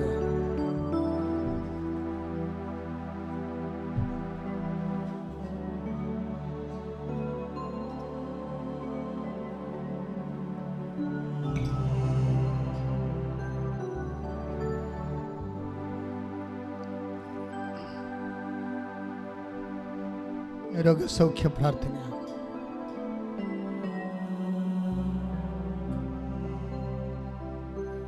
അച്ഛൻ പ്രാർത്ഥിച്ചുകൊണ്ടേയിരിക്കും, മക്കൾ സ്തുതിച്ചുകൊണ്ടേയിരിക്കുക. രോഗമുള്ളിടത്ത് കൈകൾ മാറി മാറി വെക്കണം. രോഗമുള്ളിടത്തേക്ക് കൈകൾ മാറി മാറി വെച്ചാൽ മതി. ചിലപ്പോൾ ഒരാൾക്ക് 4-5 രോഗങ്ങളുണ്ടാകും. അച്ഛൻ മാതാവിൻ്റെ മധ്യസ്ഥതയിൽ കൃപ നിറഞ്ഞു നിൽക്കുന്ന ആരാധനയുടെ അഭിഷേക നിമിഷമാണ്. നിന്റെ മക്കൾ സ്തുതിക്കട്ടെ, ഇടിമുഴക്കം പോലെ സ്തുതിക്കട്ടെ. എൻ്റെ കർത്താവേ, നിന്റെ ഉന്നതമായ നാമത്തിന് സ്വസ്ഥം ചെയ്യുന്ന കർത്താവേ, എൻ്റെ കർത്താവേ, വിശുദ്ധ പൗരോഹിത്യത്തെ മഹത്വപ്പെടുത്തണമേ കർത്താവേ. എൻ്റെ കർത്താവേ, സഭയിലുള്ള സാന്നിധ്യം പ്രകടമാക്കണമേ കർത്താവേ. 36 കൊല്ലം ഞാൻ അർപ്പിച്ച കൃപാനയുടെ യോഗ്യതയാൽ കൃപാസ്ഥാനത്താറ് ജീവനോടെ പ്രത്യക്ഷപ്പെട്ട മാതാവിൻ്റെ മാധ്യസ്ഥത്തിലെ മാരകരോഗങ്ങൾ, തീരാവേദികൾ ദൈവനാമത്തിൽ മാറിപ്പോകട്ടെ എന്ന് പ്രാർത്ഥിക്കുന്നു. കർത്താവിൻ്റെ ശക്തി കർത്താവ് നടുവേദനക്കാരെ സമർപ്പിച്ച് പ്രാർത്ഥിക്കുന്ന കർത്താവ്, നടുവേദനയ്ക്കുന്ന കർത്താവ് കിഡ്നി രോഗികളെ സമർപ്പിച്ച് പ്രാർത്ഥിക്കുന്ന കർത്താവ്, കിഡ്നി രോഗികളെ കർത്താവ് ചുളിഞ്ഞു പോയവരെ, കിഡ്നി കർത്താവ് ചുളിഞ്ഞു പോയവരെ, കിഡ്നി ചെറുതായി പോയവരെ, കിഡ്നിയിൽ കല്ലുള്ളവർ, കിഡ്നിക്ക് വീക്കമുള്ളവർ, കിഡ്നി മരുന്നാകുന്നവർ എല്ലാവരെയും കർത്താവ് സ്പർശിക്കട്ടെ. കൈ രോഗമുള്ളിടത്തേക്ക് കൈകൾ മാറ്റി മാറ്റി ശ്രദ്ധിക്കട്ടെ. അസുഖമുള്ളവരെ പ്രാർത്ഥിക്കുന്ന കർത്താവ്, സ്പോണ്ടിലോസിസിന് അസുഖമുള്ളവരെ സമർപ്പിച്ച് പ്രാർത്ഥിക്കുന്ന കർത്താവ്, തൈറോയ്ഡ് രോഗികളെ സംബന്ധിച്ച് പ്രാർത്ഥിക്കുന്ന കർത്താവ്, കരരോഗികളെ സംബന്ധിച്ച് പ്രാർത്ഥിക്കുന്ന കർത്താവ്, കിഡ്നി രോഗികളെ സംബന്ധിച്ച് പ്രാർത്ഥിക്കുന്ന കർത്താവ്, ശ്വാസകോശ രോഗികളെ കർത്താവ്, ശ്വാസകോശ രോഗികൾ, പതിരയുടെ അസുഖമുള്ളവരെ കർത്താവ്, വലിവ് രോഗികൾ, ആസ്മ രോഗികൾ, അൾസർ രോഗികൾ, അൾസർ രോഗികൾ കർത്താവ് സംബന്ധിച്ച് പ്രാർത്ഥിക്കുന്ന കർത്താവ്, ഉദര രോഗികളെ കർത്താവ് സംബന്ധിച്ച് പ്രാർത്ഥിക്കുന്ന കർത്താവ്, നിന്റെ തിരുമുറുമാർന്ന് വലതുകരം രോഗികളെ മേൽ വെക്കണമെന്ന് പ്രാർത്ഥിക്കുന്ന ദൈവത്തിൻ്റെ കരുണ മക്കളിലേക്ക് ആവശ്യിക്കട്ടെ പ്രാർത്ഥിക്കുന്ന മക്കളില്ലാത്ത പ്രാർത്ഥിക്കുന്ന കർത്താവ്, കുടൽ രോഗികൾ, അൾസർ രോഗികൾ, അർച്ചസ് രോഗികളെ കർത്താവിൻ്റെ വിശുദ്ധമായ രഥത്തെ കഴുകപ്പെടട്ടെ. മാരകരോഗങ്ങളെ യേശുനാമത്തിൽ സൗഖ്യമാകട്ടെ എന്ന് പ്രാർത്ഥിക്കുന്ന മക്കളില്ലാത്ത പ്രാർത്ഥിക്കുന്ന കർത്താവ്, കടലുകളെ സംബന്ധിച്ച് പ്രാർത്ഥിക്കുന്ന കർത്താവ്, പാങ്ക്രിയാസ് രോഗികളെ സംബന്ധിച്ച് പ്രാർത്ഥിക്കുന്ന കർത്താവ്, പക്ഷരോഗികൾ, ഷുഗർ രോഗികൾ, മെനിഞ്ചൈറ്റിസ് അസുഖമുള്ളവരെ സമർപ്പിച്ച് പ്രാർത്ഥിക്കുന്നത്, മുടിക്കൊഴിച്ചവരെ സംബന്ധിച്ച് പ്രാർത്ഥിക്കുന്ന കർത്താവ്, നടുവേനക്കാരെ സംബന്ധിച്ച് പ്രാർത്ഥിക്കുന്ന കർത്താവ്, വാതരോഗികൾ കർത്താവ്, ഞരമ്പിന് വീക്കമുള്ളവർ, ഞരമ്പിന് ബ്ലോക്കുള്ളവർ, കാലം മരവിക്കുന്ന സംബന്ധിച്ച് പ്രാർത്ഥിക്കുന്ന കർത്താവ്, മുള്ളൻകാലം ഉച്ചവരെയുള്ള മാരക രോഗങ്ങളെ, തീരാവേഠികളെ യേശു ക്രിസ്തുവിന്റെ നാമത്തിൽ മാറിപ്പോകട്ടെ. ശ്രദ്ധിക്കട്ടെ.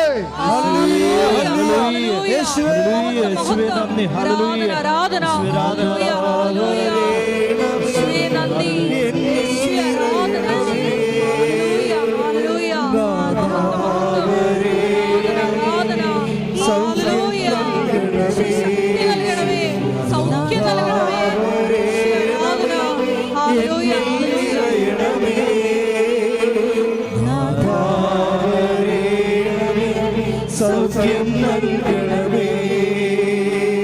ഓ ദിവ്യമാം സ്നേഹമേ, ഓ ദിവ്യകാരുണ്യമേ,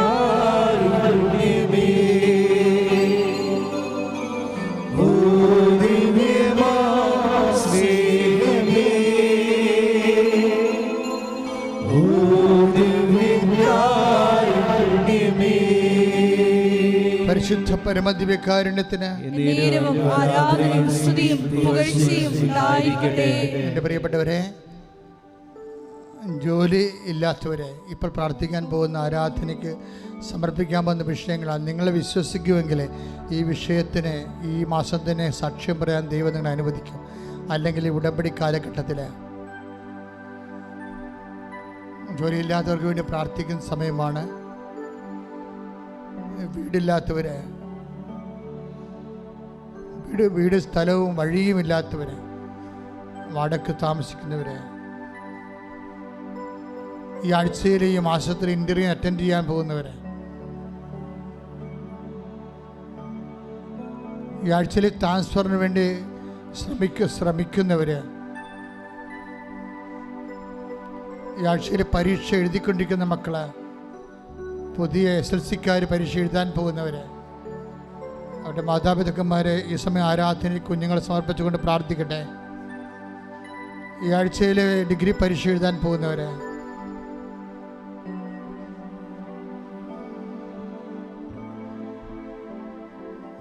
എല്ലാവരെയും സമർപ്പിച്ചുകൊണ്ട് പ്രാർത്ഥിക്കട്ടെ. വിവാഹ തടസ്സമുള്ളവർ, മക്കളില്ലാത്തവർ, വിദേശത്തേക്ക് പോകാൻ ആഗ്രഹിക്കുന്നവർ, അതിൻ്റെ വിസ തടസ്സങ്ങൾ, ഓഫർ ലെറ്ററിൻ്റെ തടസ്സങ്ങൾ, യൂണിവേഴ്സിറ്റി തടസ്സങ്ങൾ, എല്ലാം പൈസ കൊടുത്തിട്ട് എല്ലാം പെൻഡിങ്ങായി പോയവർ, പണവും നഷ്ടപ്പെട്ട് പോകാൻ പറ്റാതെ വേദനിക്കുന്നവർ, മക്കളില്ലാത്തവർ, സ്ഥലം വിൽക്കാൻ പറ്റാത്തവർ, ജപ്തി ആയിപ്പോയവർ, ജപ്തി വരാൻ പോകുന്നവർ, അതടക്കാൻ മാർഗമില്ലാതെ വിഷമിക്കുന്നവർ, കുടുംബകലഹത്തിൽ ഭിന്നതയിൽ ജീവിക്കുന്നവർ, ഭർത്താവും ഭാര്യയും പിരിയാൻ പോകുന്നവർ, പിരിയാൻ ഇഷ്ടമില്ലാത്ത ജീവിത പങ്കാളി, ഇഷ്ടമുള്ള ജീവിത പങ്കാളി, അത് തമ്മിൽ വേദനിച്ച് ജീവിക്കുന്ന അവസ്ഥകൾ, കർത്താവ് ന്യായവും സത്യമില്ലാത്ത രീതിയിൽ സമ്പത്തിനും ജോലിക്കും വേണ്ടി ജീവിത പങ്കാളികൾ ഒരാൾ കാണിച്ചു കൂട്ടുന്ന അനീതികൾ, അതിലെല്ലാം പരിശുദ്ധ ദേവമാതാവിനെ സമർപ്പിച്ചുകൊണ്ട് മാനസാന്തരത്തിന് വേണ്ടി പ്രാർത്ഥിക്കുന്ന കുഞ്ഞുങ്ങൾ, തെറ്റായ പ്രണയബന്ധങ്ങളിൽ അകപ്പെട്ടു പോയവർ, തെറ്റായ ലഹരി ശീലങ്ങളിൽ അകപ്പെട്ടു പോയവർ, ആശുപത്രിയിൽ കിടക്കുന്നവർ, ICUവിൽ കിടക്കുന്നവർ, രോഗികൾ, മാറാത്ത രോഗത്തിന് മരുന്ന് കഴിച്ചുകൊണ്ടിരിക്കുന്നവർ, തിരാവേദിക്കാരെ അതിശക്തമായി ശ്രദ്ധിക്കട്ടെ. ഹല്ലേലൂയ, ഹല്ലേലൂയ, ഹല്ലേലൂയ, ഹല്ലേലൂയ. ഉന്നതമായ നാമത്തിന് സ്തോത്രം ചെയ്യുന്ന കർത്താവേ, കൃപാസനത്തെ നീ ഏറ്റെടുക്കണമേ, അതിൻ്റെ ആരാധന ഏറ്റെടുക്കണമേ. ദൈവത്തിൻ്റെ കരുണ മക്കളിലേക്ക് ആവശ്യിക്കട്ടെ, ദൈവത്തിൻ്റെ ശക്തി മക്കളിലേക്ക് ആവശ്യിക്കട്ടെ. എല്ലാവിധ ജീവിത നൊമ്പരങ്ങളും തീരാവേദനകളിലും അവസ്ഥകളിലും അകപ്പെട്ടിരിക്കുന്നവരെ, യാത്രയിലാകാൻ പോകുന്നവർ, ജീവിത നിലവാരങ്ങൾ, യാത്രയുടെ ലക്ഷ്യങ്ങളുള്ളവർ കർത്താവെ, അതെല്ലാം ഏറ്റെടുക്കാൻ കർത്താവ്, നിറവേറാൻ കർത്താവിൻ്റെ പരിശുദ്ധാത്മാ നിറയട്ടെ. ശ്രദ്ധിക്കട്ടെ. ഹല്ലേലൂയ, ഹല്ലേലൂയ. എല്ലാ ജീവിത ദുരിതങ്ങളെയും ഏറ്റെടുക്കണമേ എന്ന് പ്രാർത്ഥിക്കുന്നു. നാഥാവരേണമേ, സൗഖ്യം നൽകണമേ. നാഥാവരേണമേ, എന്നിൽ നിറയണമേ. നാഥാവരേണമേ, സൗഖ്യം നൽകണമേ.